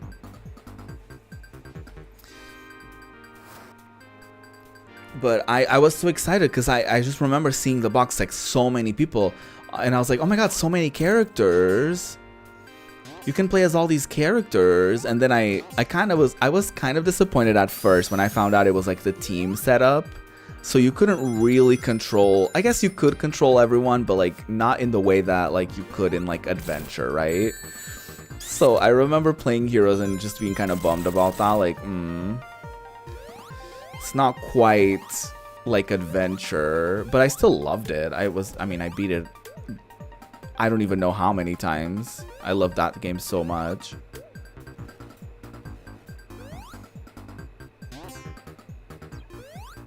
You wanted Heroes so badly. You were too old for it when you finally got your hands on it. Oh no! Oh shit! This level is testing my patience. But I do have some Sonic games that I really want to play in this next chapter of my streaming journey. So I really want to play CD, Sonic CD. I've never done a proper playthrough of that. So I really want to play that. I'm interested in playing the Nintendo DS RPG Sonic game that came out for that. That was like developed by like I forget who did it, but it was like I think it was developed by like BioWare or something. It was like the developers of Dragon Age, I think, or something like that. They made like a Sonic RPG game on the DS, and I really want to stream that at some point. Obviously I want to play Colors at some point. Actually, early this year I played Lost World and I did not like it. So I would hope that to not be disappointed by those. I do have Sonic Frontiers on Steam. But I feel like I want to do a couple of those older games before I do that. But I am interested in doing a proper playthrough on stream for that game as well. Especially because I think there's since been like a free update with like playable characters other than Sonic, like Amy and Knuckles and Tails. So I'm very interested in checking that out as well. So yeah, there's like a lot of games that I really want to play. Like my backlogged list doesn't even cover most of them because I wanted to do like one game per franchise on there, so I didn't want to spam it too much, or just have like a ton of like Final Fantasy games or Sonic games or whatever.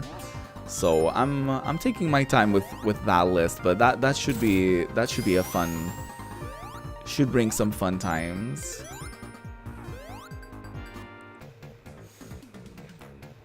I'm trying to think, because I feel like that definitely happened for me when, like, I remembered being a kid and not having the Disney Channel, for example, because it was like a premium cable and my parents didn't want to pay for it. And I remember being like, one day I'll have Disney Channel, but I'll be too old for it. Like, I won't want it anymore by the time I get it. And lo and behold, it happened. And I feel like, I don't know if... I don't think that really happens with games for me, because I feel like by the time I get to them, I sort of go back to like, oh my god, to that nostalgia of like wanting those games so badly and being like excited to like finally get my hands on them. That is like partially why I got into streaming, because I really wanted to like play a lot of those games for the first time that I really wanted to play growing up and stuff like that. So yeah, or games that I had heard of or played a demo of but never got like to properly play them, you know. So yeah, I love to do that sort of thing on stream as well. There's so many games like that for you. Like what games? To me, it's a lot of like PS1 games, because I feel like to me, because I didn't grow up with Nintendo games, and a lot of Nintendo games weren't really that popular. Well, Nintendo consoles weren't as popular amongst my peers as like the PlayStation, right? Because I feel like the PlayStation was like the cool kid console, so everyone wanted a PlayStation, right? But honestly, if you got a GameCube, you also got a pretty juicy childhood, I will say. Because a lot of games that were on the PS2 that also were on the GameCube, the better version was on GameCube. So, but I mean, the PS2 just had like such an iconic library, right?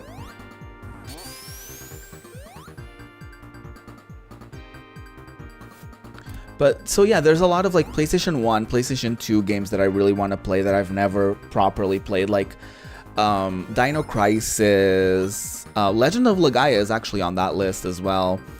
Final Fantasy Tactics, I definitely want to do a proper playthrough of that. I have the PSP version of that, and I have never beaten it, because that's actually a pretty difficult game. So yeah. Legend of Legaia. Shadowrun is also on my list. On my backlog. Lots of B-list games from the 90s and 2000s. Oh my god. Like those licensed games and stuff like that. I definitely have like Power Rangers games that I really want to play. I kind of want to do I'm not going to do like a full-blown marathon of those, but I feel like I'll add a couple of those games. I'll add like a game from the Power Rangers list to my list, and then once I beat one, I'll add the other one. sort of thing. I'm actually really excited to show y'all how I'm gonna do the selection of games that I'll play, because it will be kind of, I think it will be rather fun. That's just what I think. And yeah, it's just like there's a lot of silly games on there. Like I have the original, I'm gonna play at some point the original Bratz PS1 game, like the first Bratz game. I'll probably put on some Barbie games on there as well at some point.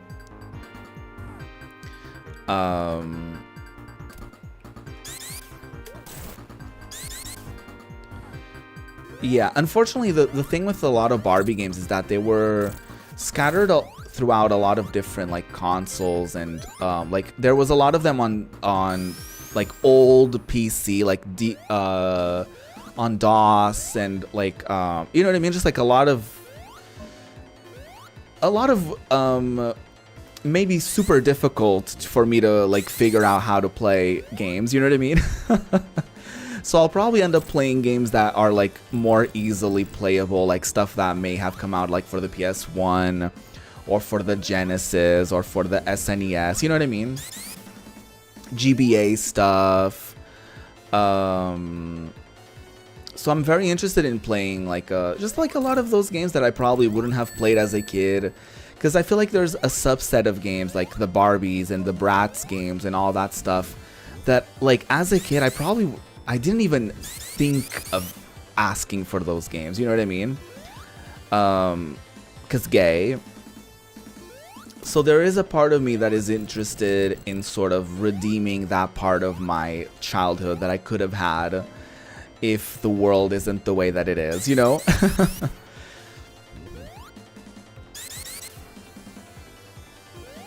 And there's also like a ton of like Nintendo games that I've never played and never were really like on my radar growing up, because I feel like I didn't know anybody that had an SNES. I didn't know anybody that had well, actually I knew one person that it was like it was one of my brother's friends that had an N64.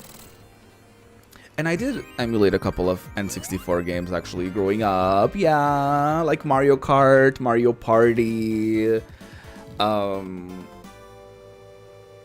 What else was there on the N64 that I played as a kid, like through, you know, emulating?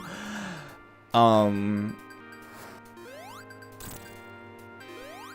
forget. Pokemon Stadium, I liked. But yeah, there were a lot of games that I just like didn't get to play growing up. Like I fully missed the GameCube era. Like I know of some games from the GameCube era, but I've never played a lot of them. Oh, I adore Carcala. She doesn't know I exist because I lurk on her streams. But I adore her streams, yes.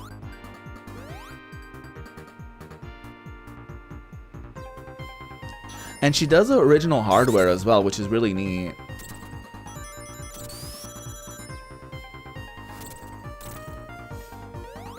Small world, big runway. Well, yes. I mean, like, games that wouldn't be in the top 50 games on the system list but probably would be on the top 100. I get that. Or honestly, I'm into like those games that aren't necessarily like on any sort of top list of any particular platform, but like they're just like fun vibes. They're just like not great, but like also pretty great. You know what I mean?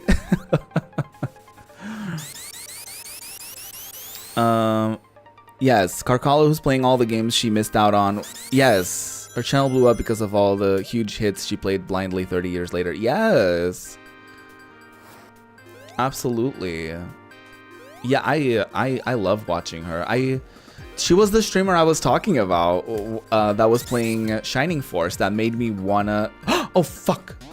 That made me wanna play Shining Force again after all these years.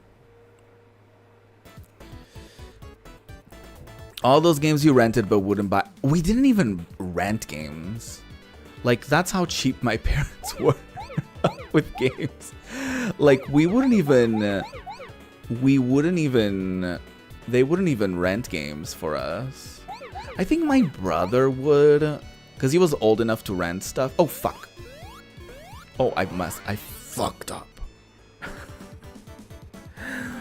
Yeah, we just emulated a ton, honestly. We did.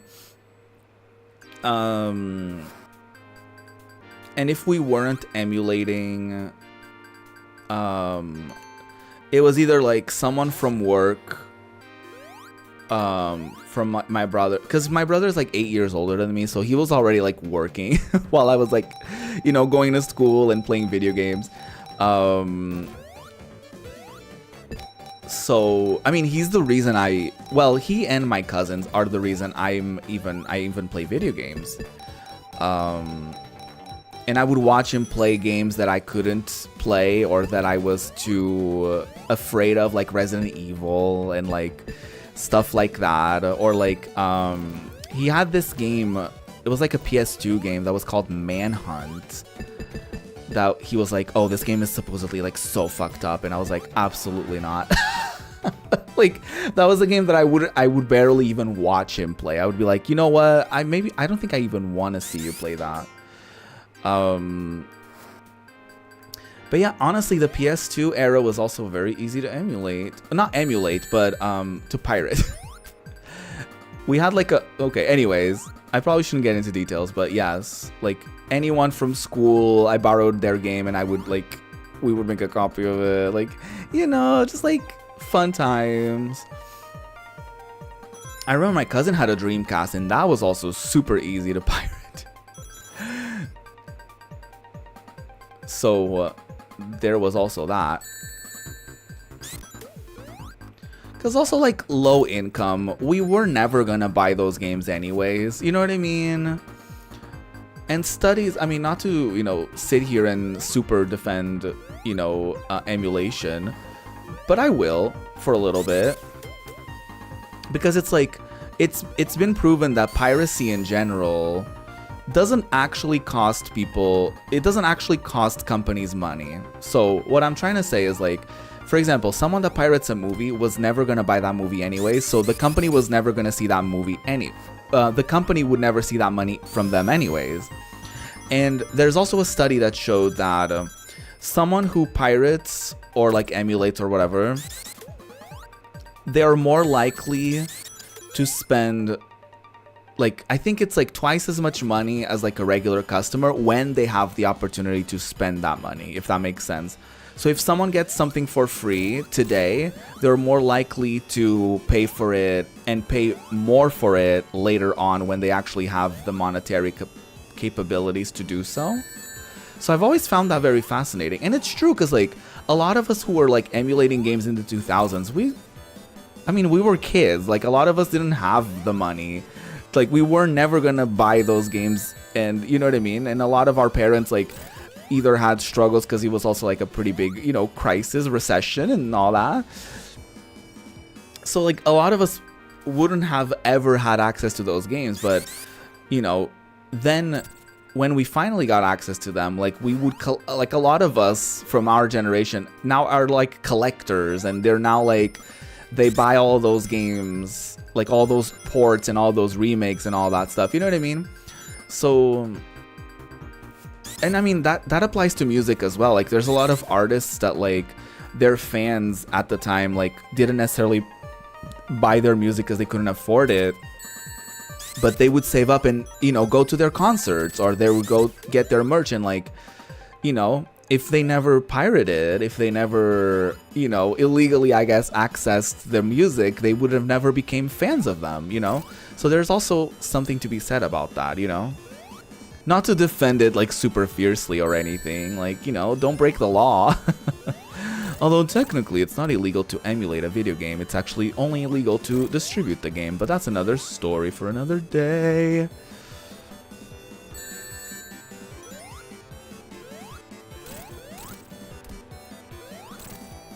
Fuck you, dude.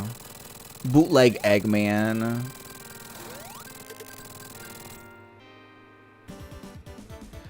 You wouldn't have bought 8 Final Fantasies if you had an emulator the first 5 you played. Exactly my point.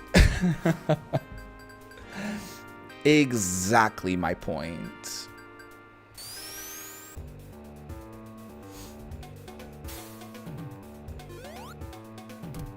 You played Final Fantasy V on SNES where like nobody else in North America did. Work.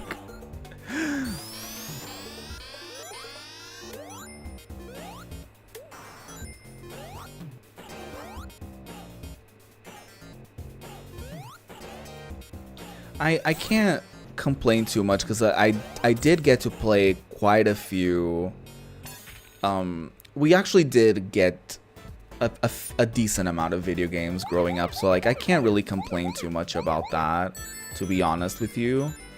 Because even if our parents didn't buy us a video game, like we would save up like birthday, you know, present money that we would get like from, you know, grandparents or godparents or anything of the sort, and we would like save up and buy them anyways. So, and I remember one time my brother went to this like store in the city that had used games, and I remember he bought me Yu-Gi-Oh! Forbidden Memories, and that was fucking fierce. I mean, that game is hard as balls, but it was so fucking fierce to like play a Yu-Gi-Oh! Game. Like as a kid, like in the height of like Yu-Gi-Oh! Ugh. So yeah, I honestly love a video game store. Like I know they're not really too much of a thing anymore, but I love browsing through like the physical, like, you know, cases, and like look at the back of the ugh. I miss that those vibes.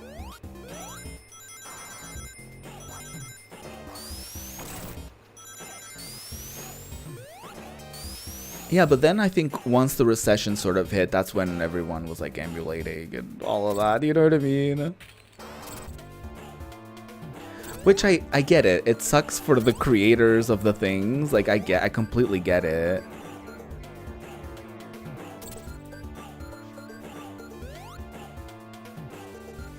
But like honestly, people just like most people, and I feel like still to this day that probably happens.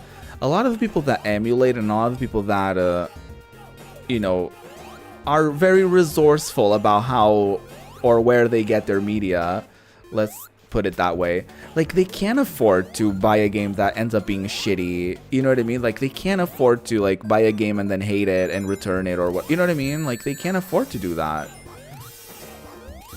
So sometimes people literally, like, in order for them to enjoy things in life, they, you know, they have to like borrow it, you know?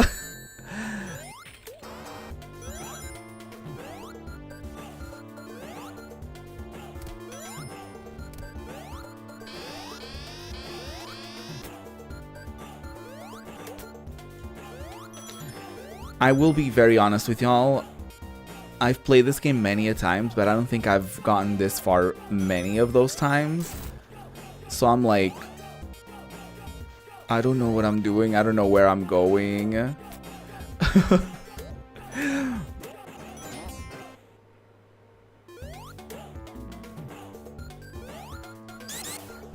Oh, what? Oh, I thought that's how I was gonna get out of here. Huh? How am I supposed to leave? Can I not leave? Am I stuck here forever?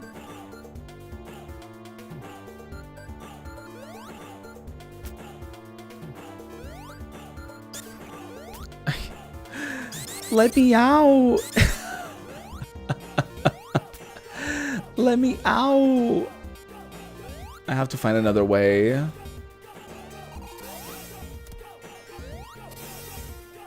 Oh god, there is no other way, is there? Oh wait, there might be. How did you like the do you have a favorite Final Fantasy game? Fran? I haven't... There's a lot of them that I haven't played. I haven't played 2... Well, I started most of them, but I've never properly finished any... Or not any of them. I haven't properly finished or gotten super far in 2, 3, 4, 5, 6.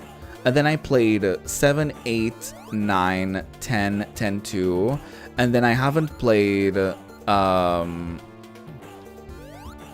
Well, I have played 12. I have the PS2 version, but I've never, like, beaten it. I've never finished that. I have beaten 13.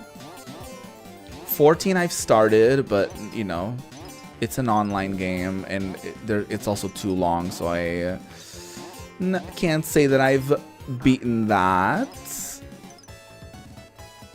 Or even, like, I haven't even beaten, like, Realm Reborn.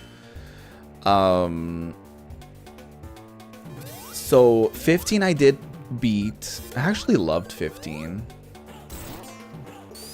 Sorry to the haters, but I actually loved 15. Like, gameplay, it was not my favorite, but like, and you know, the story wasn't my favorite either, but I liked it. Like, I liked how I felt when I beat it, if that makes sense. I guess I just liked the characters. I guess I just liked the characters. I loved the road trip motif of, like, Prompto taking the photos, and then at the end, during the credits, the photos, you get to see them. Like, I thought that was so neat. But yeah, my first one was 8, and I fucking love 8 so much.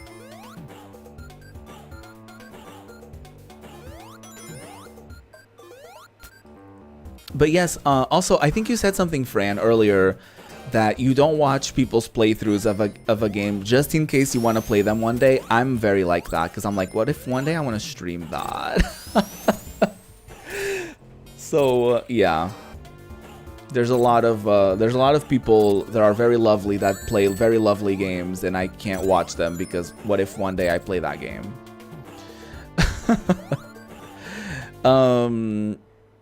So you want engagement? Well, yeah. Ooh, Cash. 8 is great. I love 10.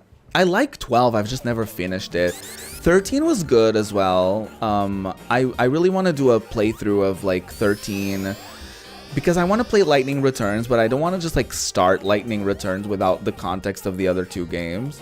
So, like, I want to play... I might do, like, a 13 trilogy sort of moment. Oh my god.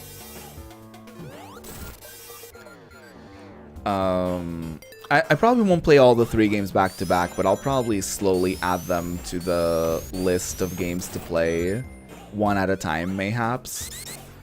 Like what I was saying about, like, the Barbie games, or like those franchises that have a shit ton of games in them. Like, I'll probably add, like, 1 game at a time of those games in those series, and then I'll, like, slowly play through them as, you know, we get to them on stream, you know? What the fuck is this? I'm scared, you guys. So 4 was your first. I love 10. 10 is so good. 4 was your 4 was your first. It's okay, but also just Star Wars. Oh, work. Not my. I know nothing about Star Wars, so that's cool. Not my fave, but not yucking it. Oh, Final Fantasy Tactics. I did say earlier. I have the PSP version, and I want to play that.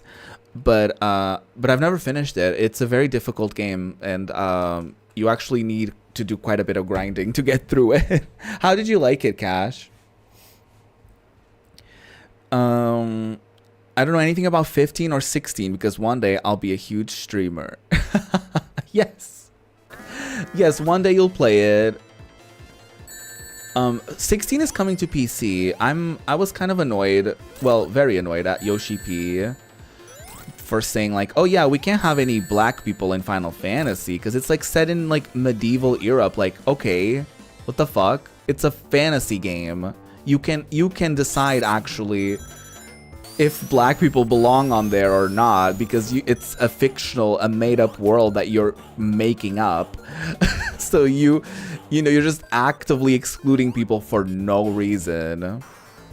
So 15 is crossed off of my list because of, or 16, excuse me, is crossed off of my list because of that. And honestly, 14 kind of got crossed off my list a bit because of that too, because it's the same director.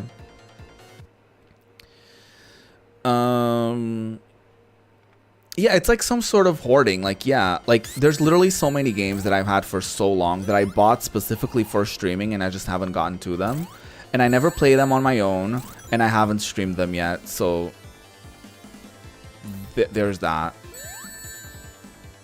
Oh, fuck, there goes my rings. No, don't bully me. Fuck. No. You loved it. The storyline is juicy. I've heard so many good things about Tactics. I really need to play that. Yeah, magic. They can have magic and chocobos and gigantic summons, but no melanin. So weird. That explains things about 14. Damn. I hate that.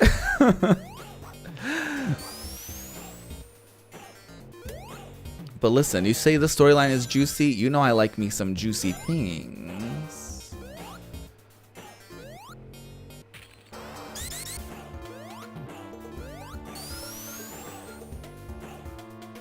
I mean, yeah, even from like a capitalistic standpoint, why wouldn't you want as many people as possible to buy your games and to be in your games so that you know they buy your games?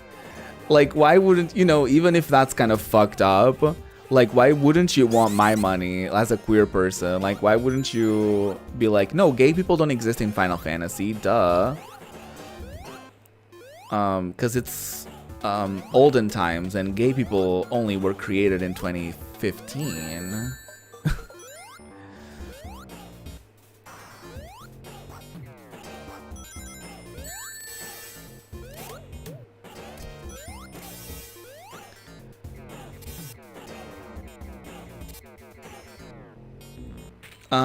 Do I know Fawn makes girly pop content about Pokemon?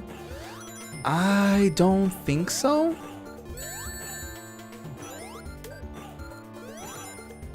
I don't really watch a lot of Pokemon content. Not because I have any, like, not because I have a vendetta against Pokemon or anything. But I just happen to not watch a lot of Pokemon content.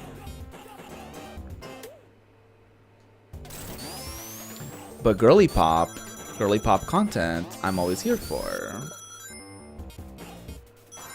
As a girly pop, I like girly pops.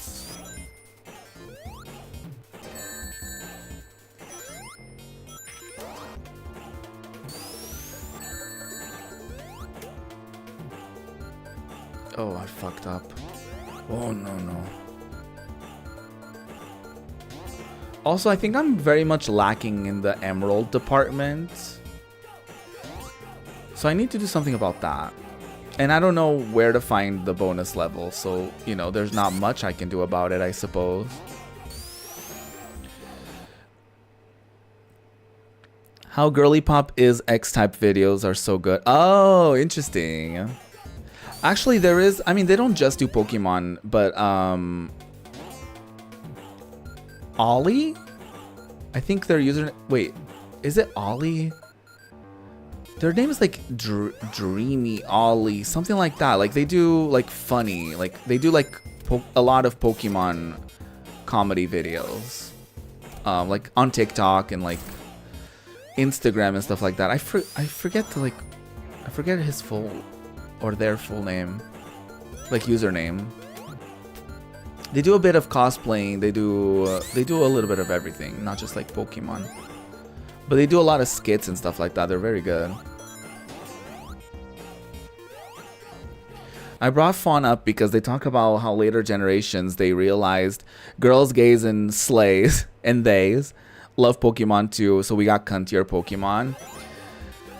Yeah, like we got cuntier Pokemon, but we still don't have like genderless clothing options. Or like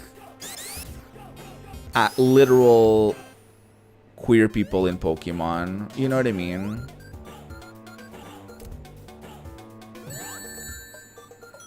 And everything being so gendered. Like, are you a boy or a girl? Like, as a non-binary person, that screen is like so like ugh. Like, it's such a turn off.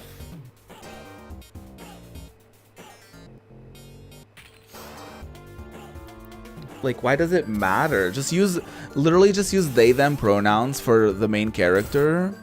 Or honestly, just give me like I've been saying this for a while now.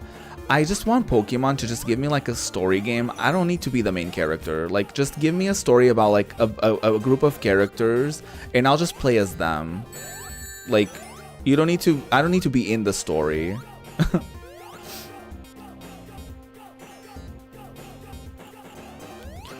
But if it was up to me, the Pokemon series would be very different.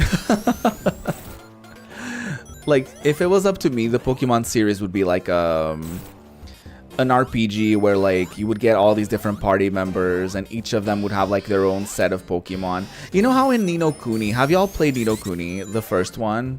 I haven't played the second one, so I don't know how it is. But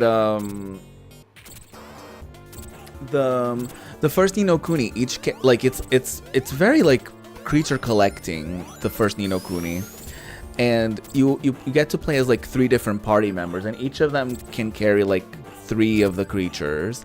So I was like, oh my god, if Pokemon did this, would be so cool, because instead of just having like the 6 Pokemon, you could have a little bit more, and then you could actually have like double or triple battles, like, because you would have like, you know, party members, like the same way that you have party members in like a Final Fantasy game. Like you know what I mean? Like you'd be able to do so much more rather than just like being nondescript trainer number 7.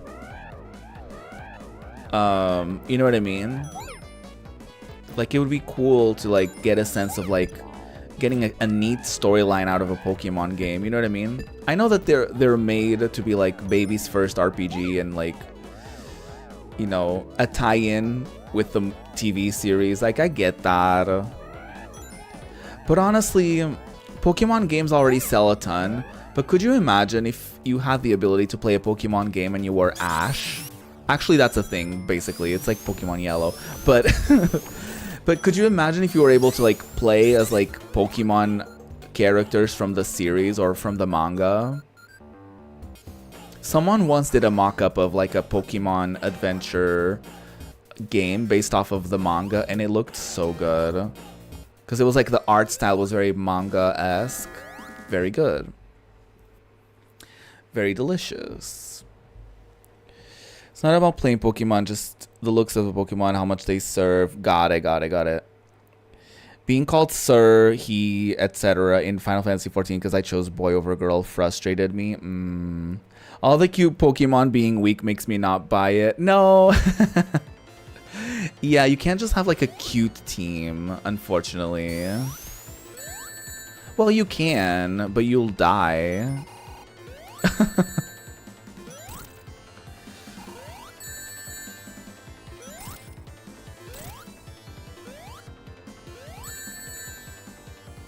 Oh my god, I'm so fucked.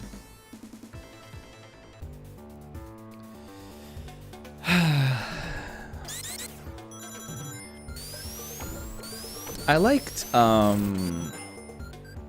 Violet, Pokemon Violet and Scarlet. I actually didn't hate.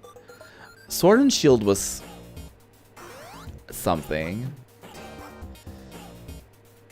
It just didn't feel the same as like old school Pokemon made me feel. You know what I mean? Like, I forget when I played Pokemon Silver, but I did stream Pokemon Silver. Because I didn't own Pokemon Silver growing up. Like, my cousins had it, but they didn't trust me because I was little with their, like, one save file that you get when you play a Pokemon game. So I got to play it for the first time, like, maybe a couple years ago or something. And it was so good. Like, Pokemon Silver was so fucking good. I loved it so much. I grew up playing a lot of Fire Red. I played a lot of, like, the Gen 3 stuff, like, because it was GBA, and that was, at the time, I liked the, at the time I had a weird thing for like games that looked bad. So I gravitated more towards games like Fire Red, Leaf Green, and Emerald, rather than, like, you know, Silver or Yellow or whatever. Even like with the old Final Fantasy games, I remember I had a harder time. Like, I didn't get into Final Fantasy VII for the longest time because it looked ugly. It was like a weird thing that I had in my teen years, I guess.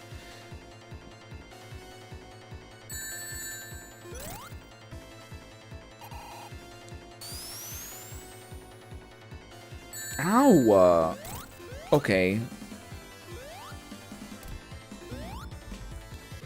I'm being so silly during this boss fight. Like, I don't know. I'm like, you don't have to speedrun this, girl. It's fine. You played Pokemon Gen 2 and 3 and then Sword and Shield. The vibes were so off. Yes, they were. I didn't hate it, but it felt so hand-holdy. And it was just like, I don't know what it is. I don't know what it was about it. It just didn't click for me. The vibes were not vibing. With Scarlet and Violet, I actually thought it was cool how they had not just like the gym challenge, but they had like other things going on. So I thought that was cool. But I didn't like the open world sort of concepts. Just because open world games kind of stress me out. I like to be, you know, I like to have a particular direction. I actually do like a pretty linear experience with an RPG and a story game. I just wish Pokemon was more of like, I don't know, I wish Pokemon was more elevated. Like, I wish that the standards for a Pokemon game were as high as like I guess what I'm trying to say is like, I wish the people creating Pokemon created it with the same types of standards that like you would get from like a good Final Fantasy game, or you know what I mean, like, or from a good insert other RPG series here, you know what I mean? Because I feel like I feel like Pokemon gets away with a lot because it's Pokemon. You know what I mean?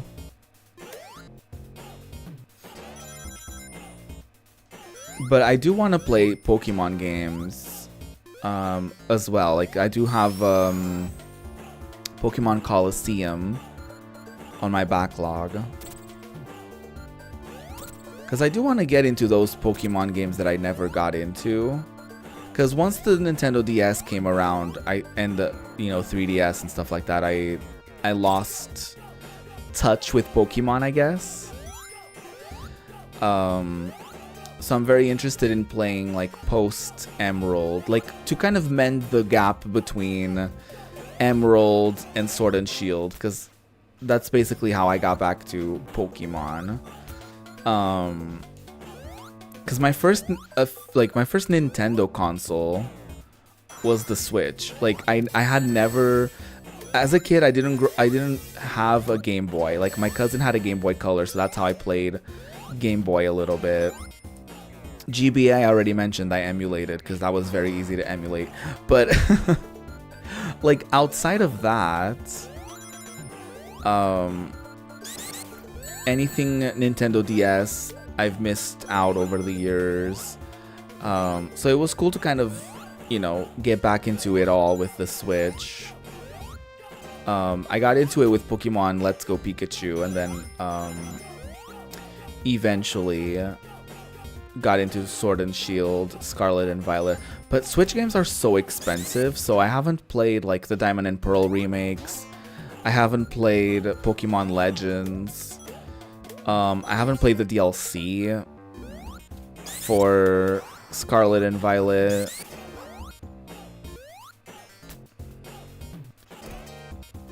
So I am missing quite a bit of Pokemon shenanigans.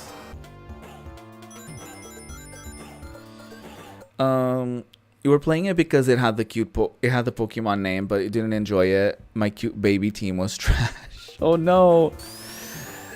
The DS and the PSP is uncharted territory for you. I did have a PSP, but I actually didn't have a lot of games on it.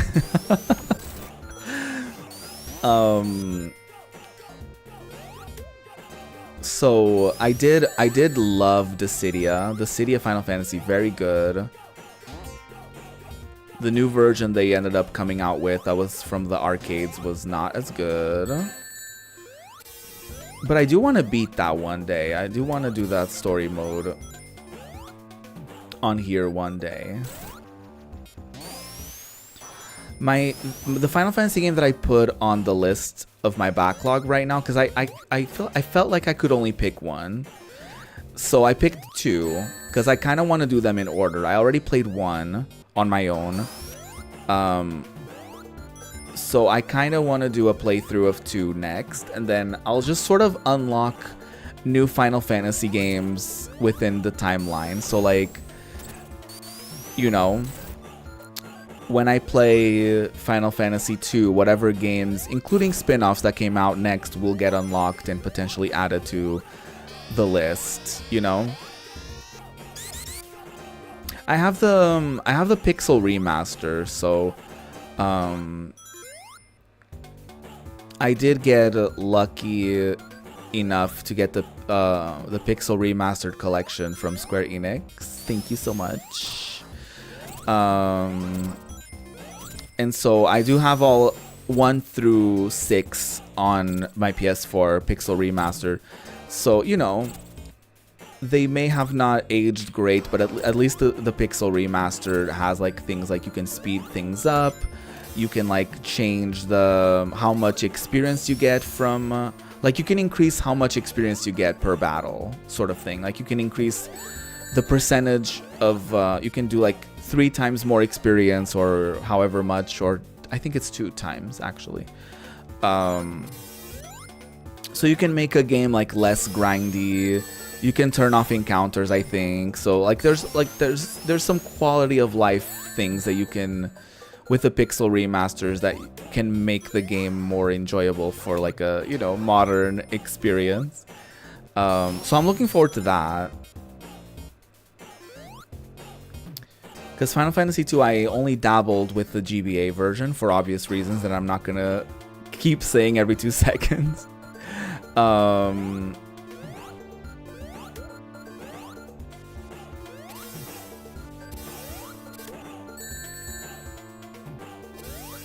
But yeah, I really want to play. I had Final Fantasy 3 and 4. I think I actually had 4. I forget. Like I think it was 4 that I bought on my PS3 at the time, and then you could play it on your PSP as well. But it was one of those games that like I was playing a ton of it, and then I got like lost, or I got stuck somewhere, and then I was just sort of like, and then once I tried to get back into it, I was like, I think I'm gonna have to just start from scratch because I have no idea what's going on in the game. You know when that happens, like when you start an RPG and you play it for a bit, and then for some reason you have to stop for a while, and then once you go back to it, you're like, I have to start from scratch because I have no idea what's happening. That was my experience with 4 on the PSP. And then I got 3 and 4, the 3D version, the one that came out on the 3DS that eventually got ported to like PC and stuff. And I never finished. Well, I don't think I started. I forget, but I think I started both of those but never finished them. Same thing with 5 and 6. I had the Steam versions of those before the Pixel remasters. They looked kind of ugly, to be honest with you. And so, like, I started them on my own, and then I just sort of never finished them, and then I would save them for stream, and then it just never happened on stream either. So it's like a whole thing. But yes, I'm in my 30s, and I want to change that. I want to change a lot of that stuff. I want to actually experience a lot of these games and actually be like, you know what? No, I will be playing that game. Like, finally, after all these years.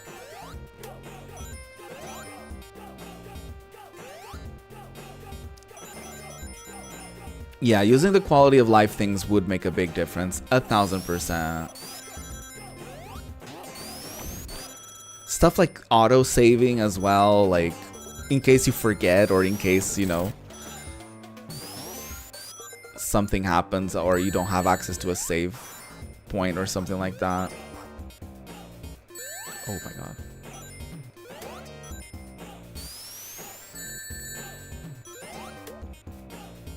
Are y'all currently playing anything? I know Cash has been playing Persona 3 Reload as well. But have you been playing anything, Fran? And you know, if anyone else wants to like tell me what they've been playing, please do tell.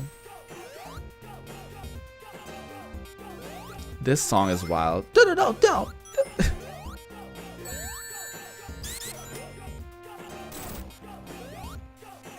It's like Homer Simpson in the background, just going do.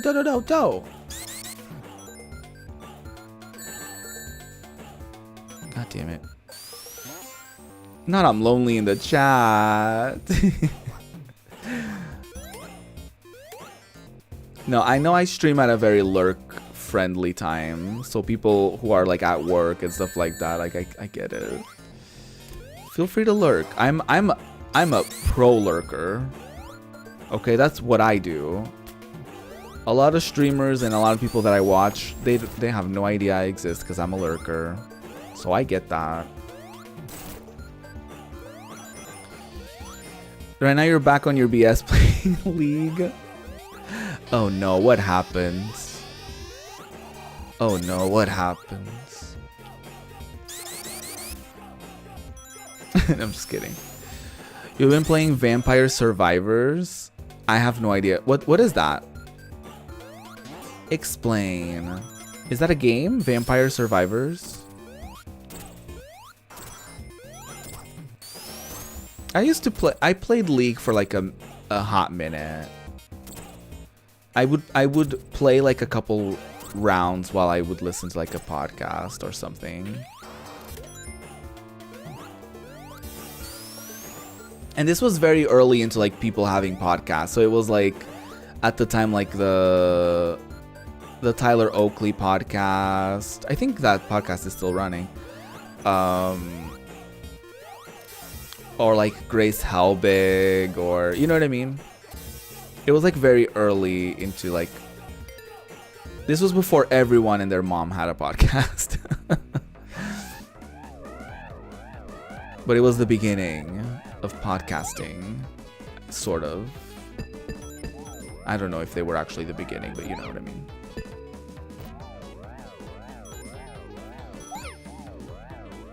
But this has been my podcasting game, like the Mega Drive, my Mega Drive collection here on Steam has sort of been my podcast audiobook sort of game.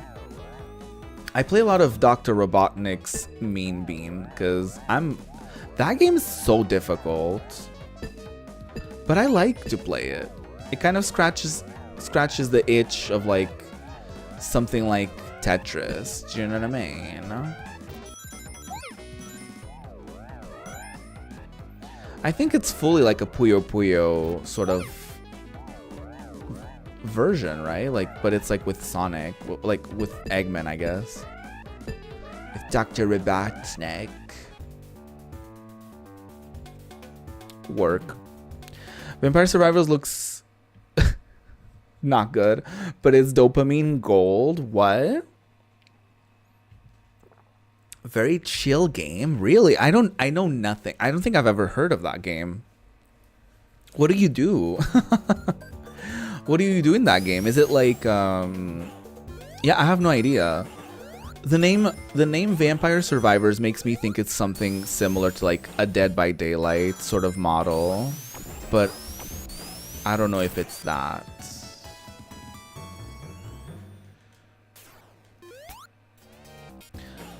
Monsters come on screen. They come? Sorry. They come on screen, you kill them, they drop experience, you level, upgrade weapons to kill things, rinse and repeat. Oh, work. But how does it play? Is it like first person? Is it like top down? Like, if you could compare it to another game, just for the sake of me getting a visual.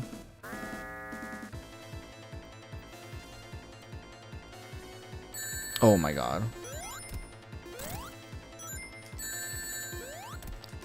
Please. Fuck. Oh my god. I'm so fucked. I was doing so well too. I had 100 rings. I don't know how I went from 100 to like 4 to like 0. Well, I actually know exactly how that happened. We all saw it. We all saw how that happened. It's a love letter to Castlevania, but it isn't a Metroidvania. Huh. Oh my god. Is Castlevania called Castlevania because it's a Metroidvania set in a castle?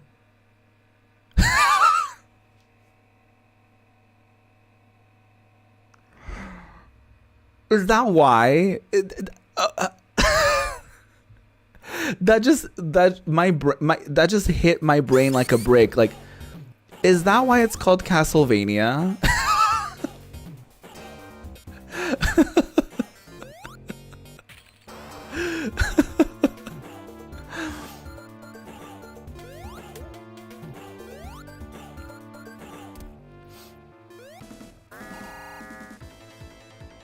Metroidvanias are called that because it's mixing Metroid and Castlevania. Oh. Castlevania did it before Metroidvania was on the scene. So yeah, Castlevania happened before Metroid, but they were so unique in the way that, so I guess they just sort of defined a genre so specific that in order for people to explain what that type of game is, they're like, oh, Metroidvania. So it's like, oh, okay, that's interesting. Wouldn't you just call that like a 2D open world game? Isn't that literally what it is? Like, why are we like, what?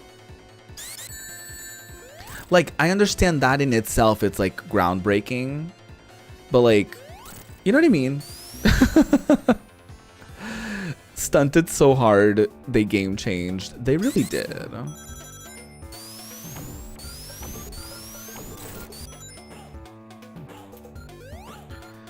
The way the map opened up and stuff like that, yeah. I've always, like, wouldn't something like Resident Evil be considered, like classic Resident Evil, wouldn't that be considered a Metroidvania as well? Because it's also like a big map that is like locked up until you get certain power-ups or certain keys, and as you get keys and power-ups, and then there's a lot of backtracking in those games. No, but I'm serious, like Resident Evil feels like fits that description so perfectly.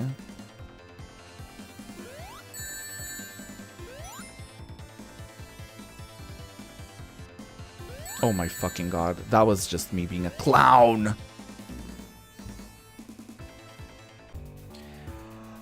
Oh.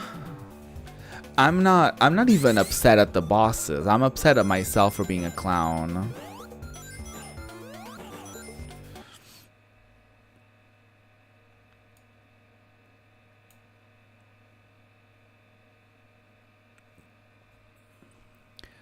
Vampire Survivors is like Robotron?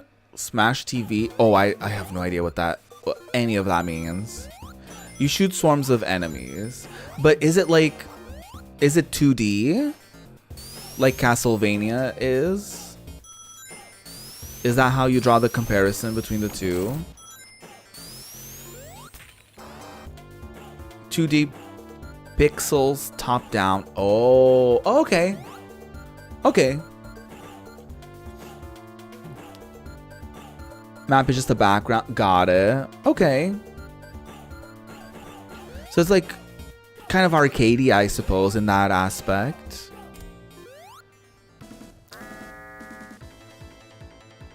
Like shoot 'em up vibes. Okay. Okay, I get that. There was a game that on the Dreamcast that I loved that was similar to that. Like it was called Cannon Spike. Are you aware of that? It was also very arcadey. I think it was actually originally an arcade game. It might have been actually. I don't know. I'm not sure. Oh no! Give me the ring!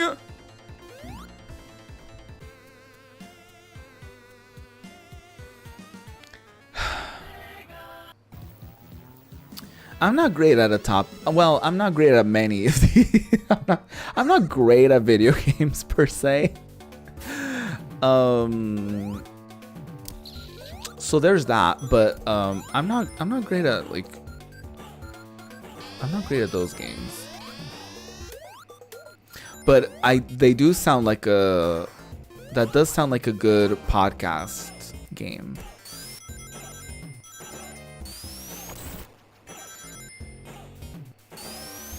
Yeah, recently my gaming has been this basically, like me picking up like a Mega Drive game while I listen to a podcast or an audiobook.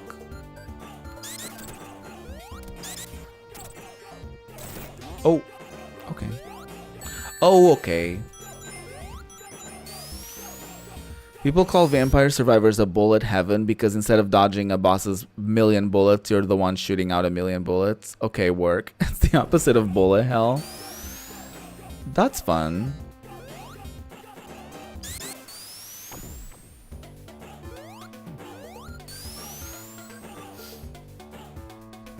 I don't know.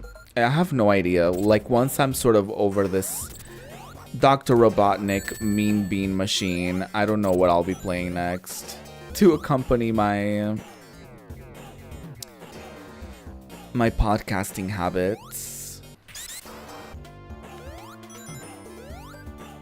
Sometimes it's not even a podcast. Sometimes it's just like a YouTube video, to be honest with you. Or like an audiobook. I want to finish The Glitch before my Audible sub is up.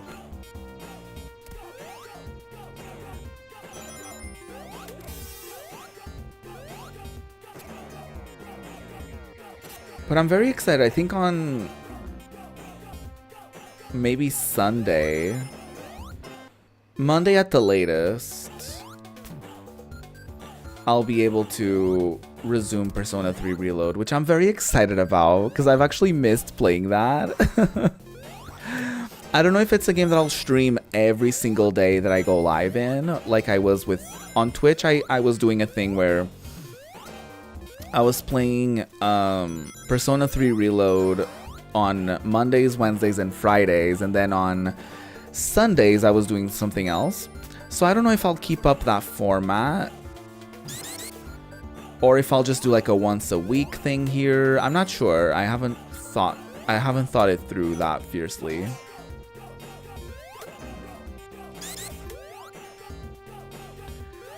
But yes, Persona 3 Reload will be entering your screens on this channel very soon. I won't start from scratch. I'm just going to continue where I left off on Twitch.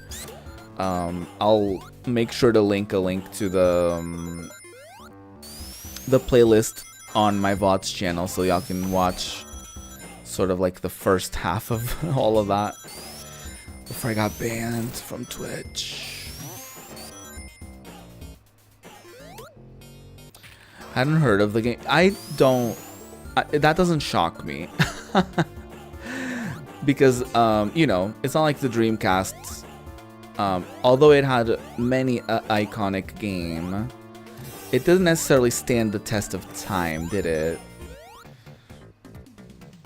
Not a lot of people got exposed to the beauty of the Dreamcast. I only did it because one of my cousins had it. And he was the only person that I knew with a Dreamcast. And it's funny because he was the only person I knew with an Xbox when the original Xbox came out. So he sort of always had like the odd one out.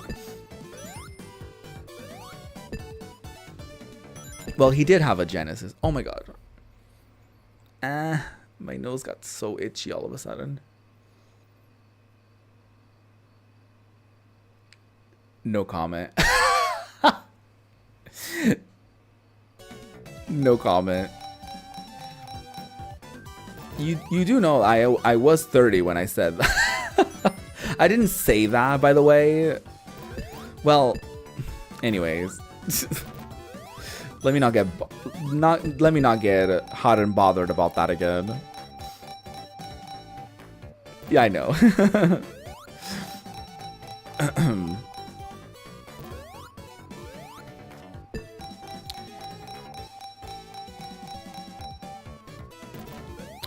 But yeah,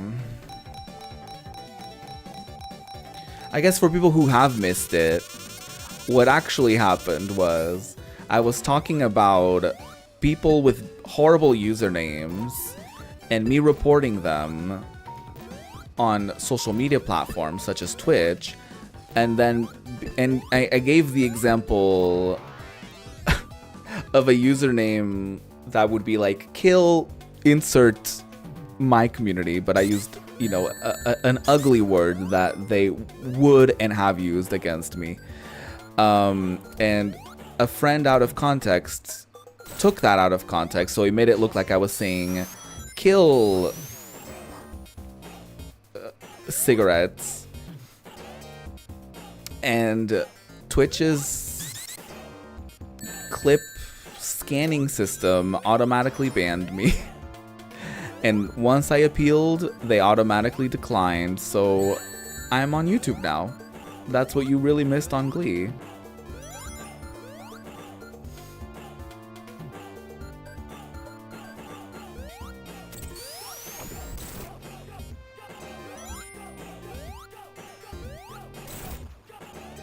Speaking of Glee, I still have the footage of, there were a few streams that I did, like last year and some early this year, where I ranked every single song from every single season of Glee. I did it per season, so I did like every song from season 1, every song from season 2, etc, etc. So I might use that footage and I might make little videos out of it, like standalone videos of like season 1, season 2, season 3, with like my rankings of all the songs from each respective season. Because I have that footage and it's just sitting there, so I'm like, I might make something with this. It is very daunting to take those very long streams and make it into like a watchable, you know, experience. But I'm willing to try for y'all, so those streams aren't just like gone. And I would post that here because it's like edited and stuff, so I would just like post those here on this channel. And the funny thing is, on YouTube I probably can't make those types of streams where it probably would have to be a video, honestly, where like me reacting to like Glee performances and ranking them. Probably wouldn't be able to do that unless it was like an edited thing, actually. We'll see. I could potentially do it like on Discord and, you know, turn it into a YouTube video or something. Immediately lost everything.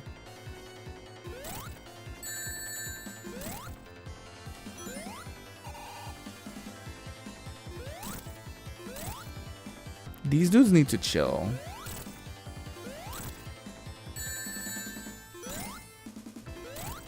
Me gendering these like faceless robots. I mean, this is the work of a man, let's be honest. Please let me be done with this level.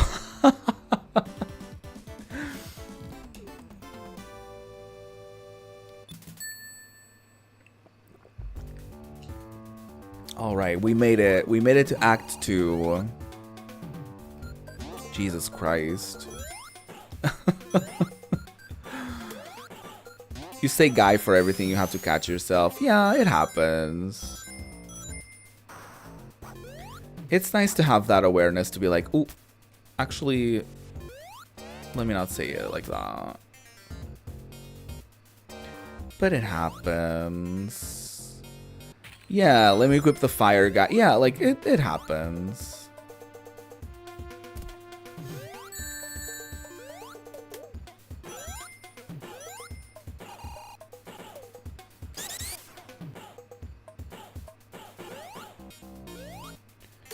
One big one that I've done like as a little joke is like me being like, oh, Mr. Twitch, or like talking about a big company and using Mr. behind it. Like, okay, like it could be Miss Twitch, it could be, you know what I mean, like it could be Miss Amazon or whatever, you know what I mean? Just like little things like that where sometimes I do catch myself being like, oop, wait a minute. Hey Frankie, how's it going? How I only have 3 people watching? Well, I appreciate the 3 people that are watching. I guess I just started streaming on Twitch rather recently because I was on YouTube, on Twitch for a minute, for a few years actually. And you know, I've never really had like the hugest audience on there anyways. So yeah. Hey Edgar King, are you family friendly? No.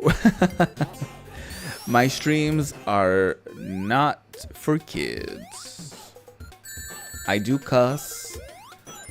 We do make you know, within reason, lewd jokes and things of such nature, so yeah, not quite like plus 18, but definitely, yeah, but probably, yeah, I would say not for kids would be enough.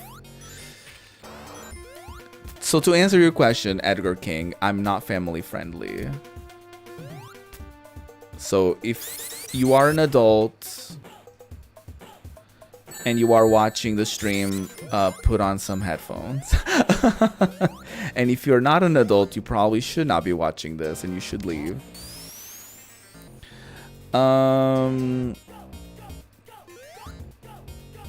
You deserve more, to be honest. That's so nice of you, Frankie. Thank you.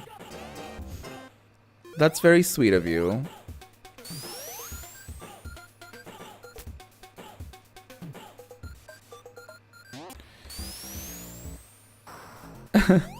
You're a huge fan of Sonic? I love Sonic. The Sonic franchise, I grew up with it and it's very special to me.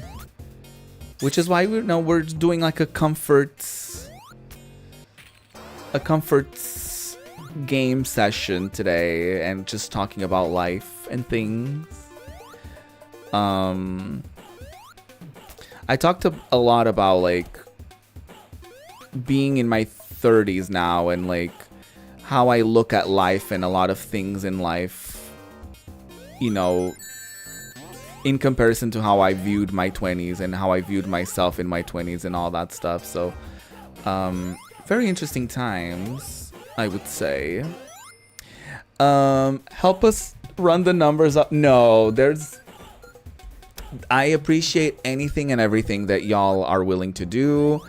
But I am not about to do like a whole list of things for y'all to do. Like, you know, recommend me to your friends and do all that. Like, no, like if y'all want, I mean, clicking the like button really helps, I think. So doing that is neat. Or like, you know, if you want to watch more streams, you can always subscribe. But honestly, like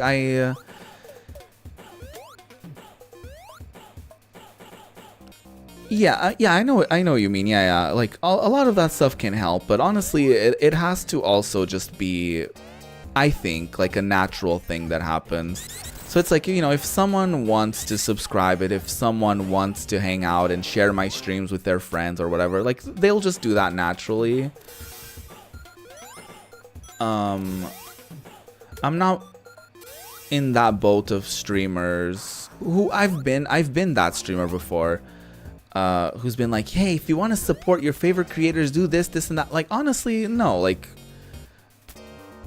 people don't owe me anything, and I'm not saying that that's what you're implying or anything, but like, you know, people will do whatever they want to do. Like, I'm not here to tell people to like how to enjoy my videos or my streams, to be like, hey, you should do this, you should do that, like, you know. Oh my god, the anxiety. Please.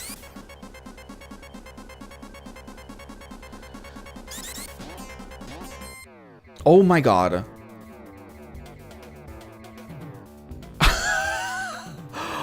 Oh, that was close. I somehow saved myself in the last possible second. Jesus Christ. Millisecond, I would say. The drowning theme was, I said this the other day, it was my introduction to anxiety. I would say the Sonic franchise personally introduced me to the concept of anxiety, and I've never been the same since. So I don't know what that says about me, constantly coming back to it.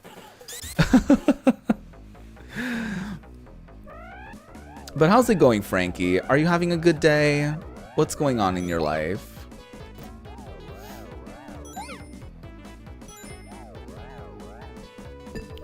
And also Edgar, I hope you're having a good day. My brother had a friend called Edgar.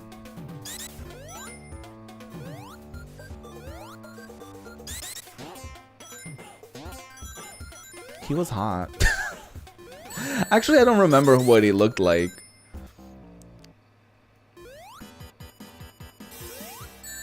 As a teen, I found all of my brother's friends for the most part attractive. But that's just, you know, that's another story. What the hell is this boss fight? I don't remember ever getting this far. I probably did with a lot of save states and stuff, but like, I don't have a huge recollection for this. Oh shit, there goes my ring. My one ring. Oh my god. Fuck. Well, well, well.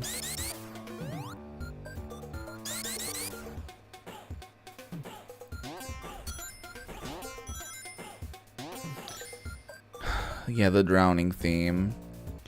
You're good. School started like 2 days ago. It's been hell. Oh no. When you say school, do you mean... Because this is a plus 18 stream.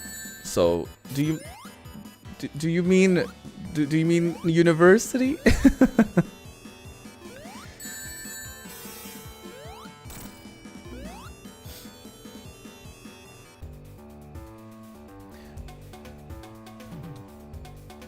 You have to go back to school?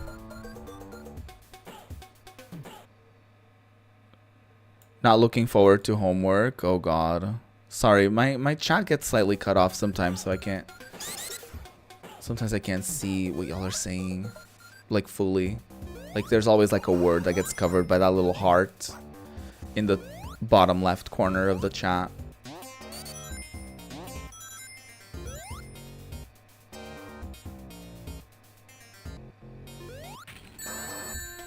Yeah, I get that, yeah. I mean, just like the, you know, you're not in high school or below, right? That's what I mean when people are like, something school, I'm like, what? But are you an adult? Is what I always sort of like mean when I say that. Oh my god. Oh my god. No, my ring! I'm sad.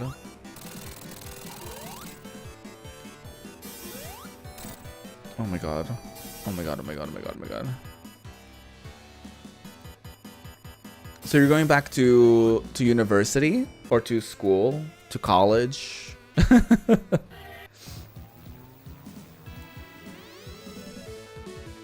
When I say university, I mean like, you know, college level education. Oh no, I have to redo this whole thing. Oh, how pleasant.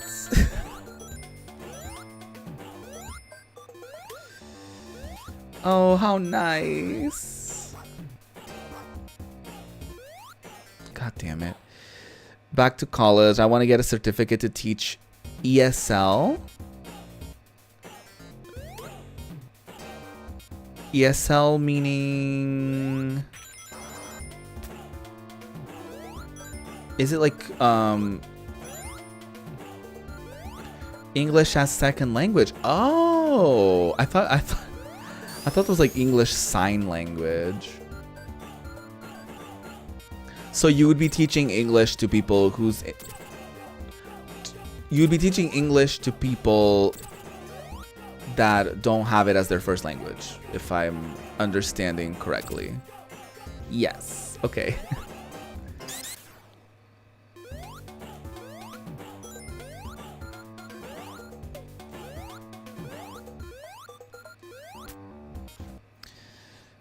Going back to the start of the zone in classic Sonic games is the worst thing imaginable for all Sonic players. It's so bad. Well, it's better than like the first couple Sonic games where you have to start from the literal beginning of the game. So, you know, I'll take that.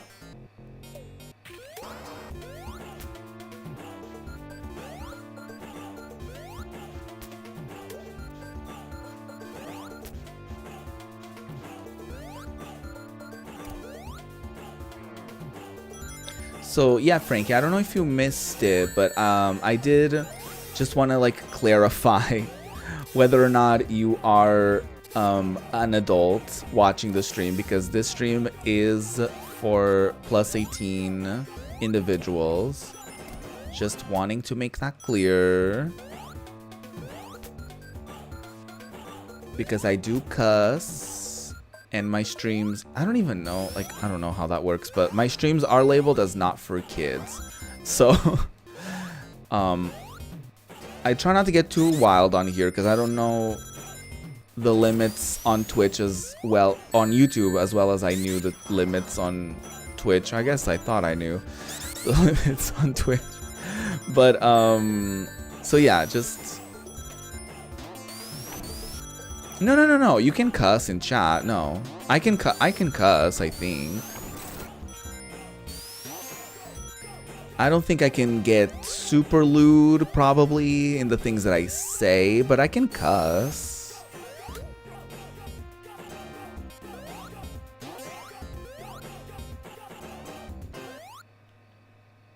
And I do cuss quite a lot. And, you know, I make lewd jokes, but I try not to get too graphic with it. Because, you know, I learned my lesson from Twitch.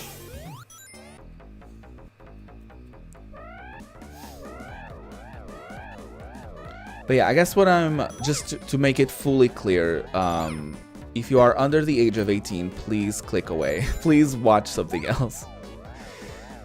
It's an easy way to protect yourself from, you know, potential inappropriate language, and also to protect the people in here and all of that stuff.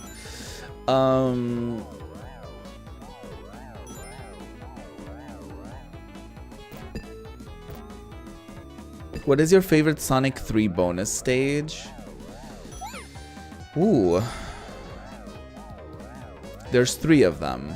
So there's the one with the orbs, there's this one, and there's the other pinball, right? Is that what you mean? I actually like the ones, I like the one bonus level for when you have to get the emeralds. The gambling one. Have I gotten that today? My favorite bonus stage is the one for the orbs, like the Chaos Emeralds. I don't really care too much about the others.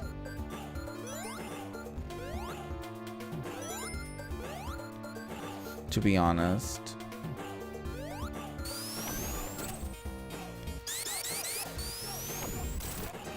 Oh, you mean bonus? Oh, not this. Oh, excuse me.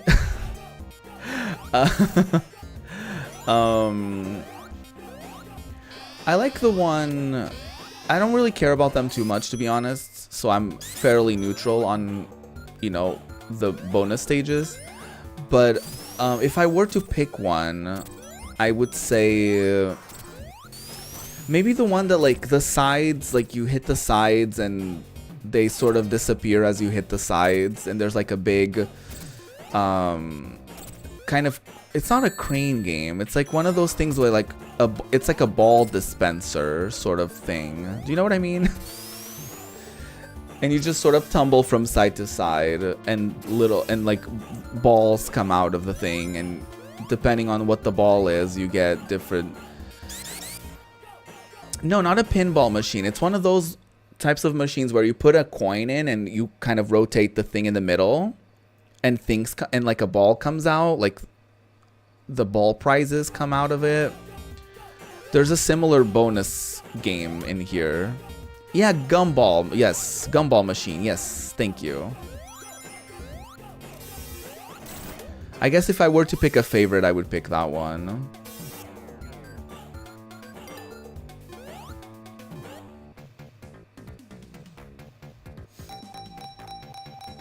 I don't mind this one either. I don't really care about them too much.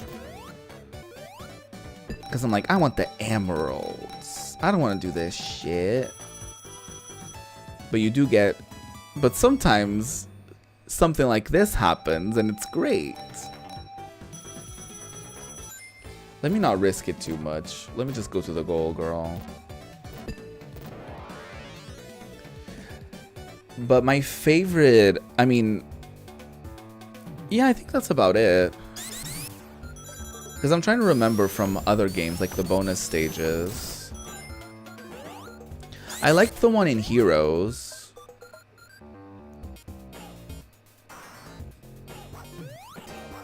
I didn't mind the one in Mania either. But those are special stages, I suppose. Okay, let me try to be not terrible. Damn, okay. Immediately.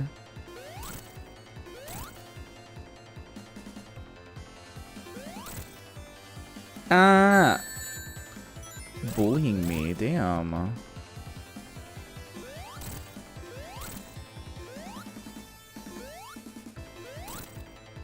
Okay, fuck you. My god. Jesus Christ. Okay, that was progress.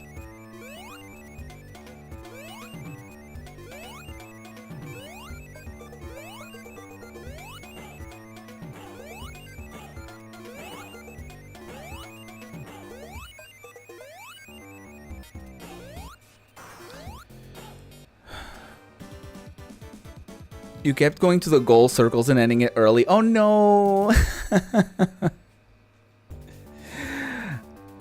Well, I guess as a kid you didn't understand the concept of, like, you know, a slot machine, which I guess is a good thing.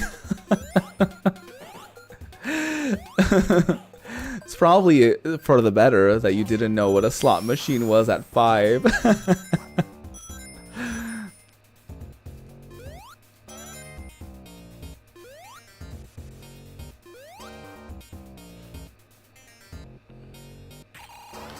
Yeah, gold, the thing we want. Exactly, exactly.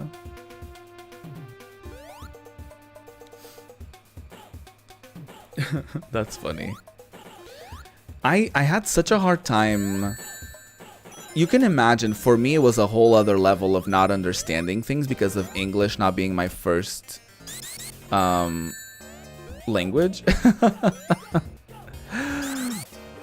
So Yeah, there was quite a bit of me like not understanding how things worked or how they were, like where you were supposed to go, kind of thing.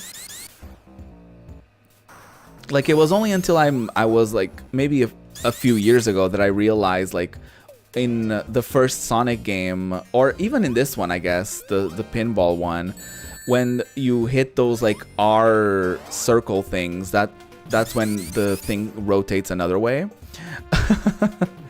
So you can imagine as a kid not understanding why any of that was happening in the game. You know what I mean? Hey Greg, how's it going? Welcome on in. We're just chilling, playing some Sonic games, talking about life. Oh, okay, that was interesting.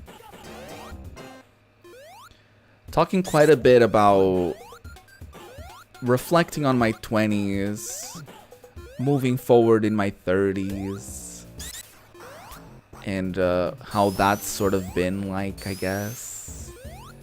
And sort of starting a new chapter of my streaming adventure here on YouTube, as I've been banned from Twitch. So yeah, it's a chill time, it's a comfort game. I'll be getting into like full-blown play. I forgot that we could climb walls. Shut up. don't even, nobody said anything about it, but don't. I forgot, okay? I forgot that I couldn't climb, that I could have just climbed the wall the whole time, okay? It's fine. But yeah, how's it going, Greg? I hope you're having a good day.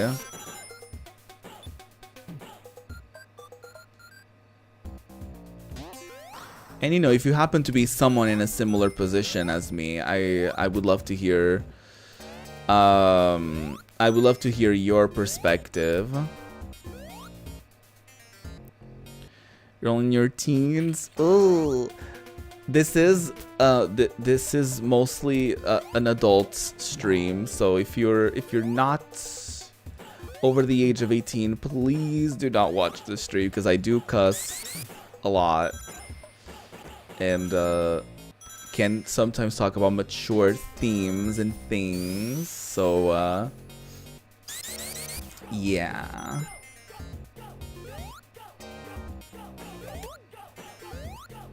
Apologies, but that is my boundary. I understand that I'm playing a Sonic game.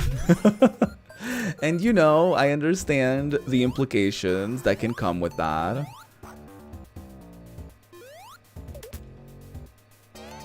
But, you know, I feel like grown-ass people can play games that they grew up with and not necessarily cater to a younger audience. At least I don't, anyways. Oh, I'm gonna die. Cool. You play games in Spanish, your second language, and you miss obvious stuff all the time. Growing up, there were... When I was growing up, the games that I grew up with did not have Portuguese as an option. So that was always interesting.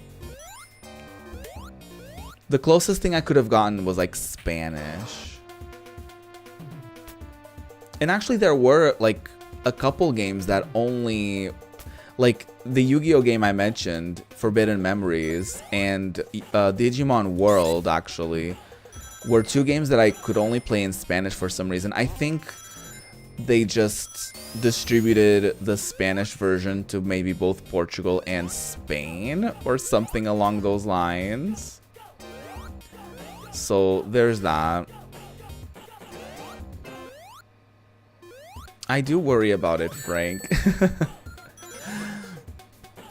Because it's basically the one thing I ask of my community, because it makes it safer for everyone involved. Like if we're all adults here, we can all have comfortable adult conversations without having to worry about other people in the chat.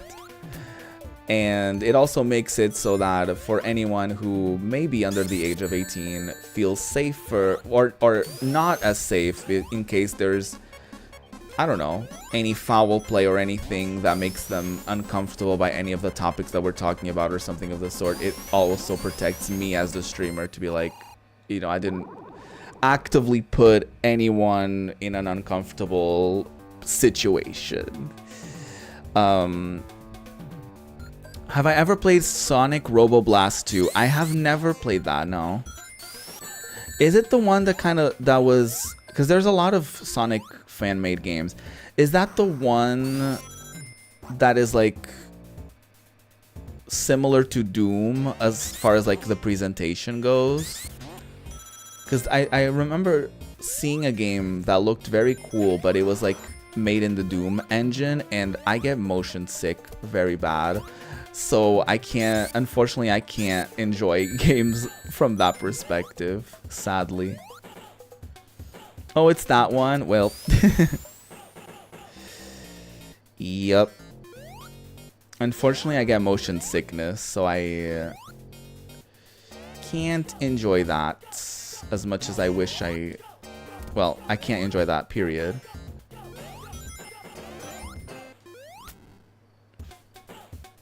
Even like Sonic Generations gives me motion sickness, which is not fun.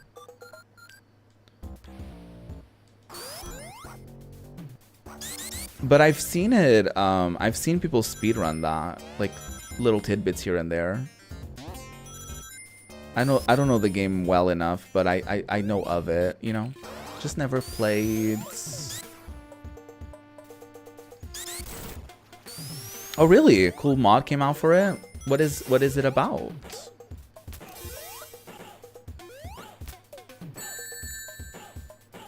I'm not against a fan game. I grew up with a lot of like fan games and like the Flash Sonic games and stuff like that. Playable Sonic X character? Really? That's fun. I liked that series growing up.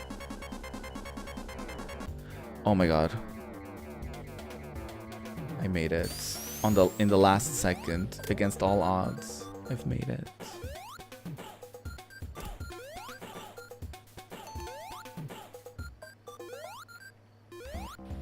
Oh, y'all are talking about the same thing. That's cool.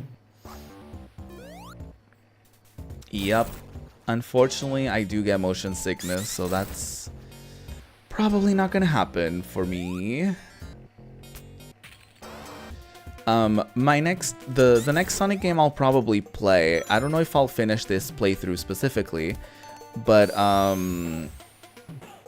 if I do, it will be this. But if I don't finish this playthrough, because I'm just like casually playing, I'm not really wildly interested in doing like a proper playthrough of this, but the next Sonic game that I will get to at some point will be Sonic CD, so...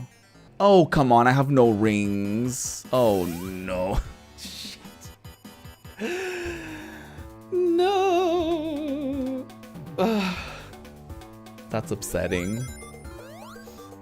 I have one life left. Wish me luck.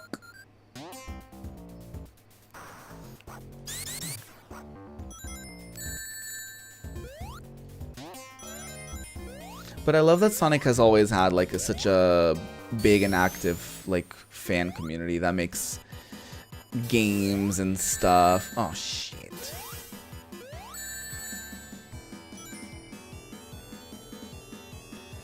All right.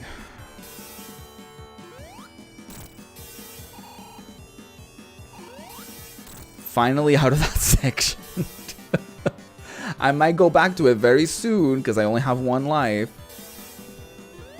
But let's hope not. Oh my god, please. Oh my god, please.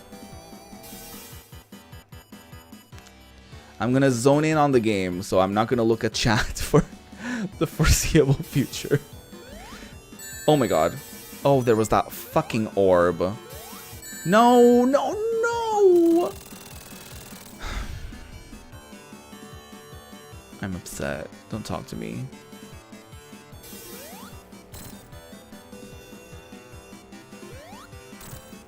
Ooh, very close. Very uncomfortable.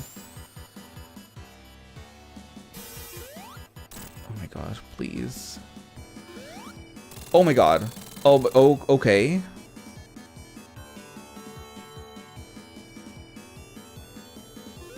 Shit! No!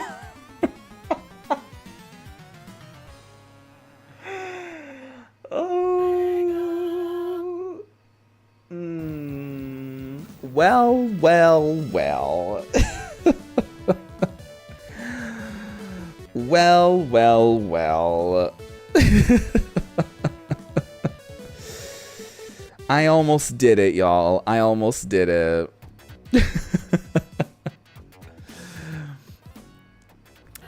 Well, I think this is a great time to stop the stream.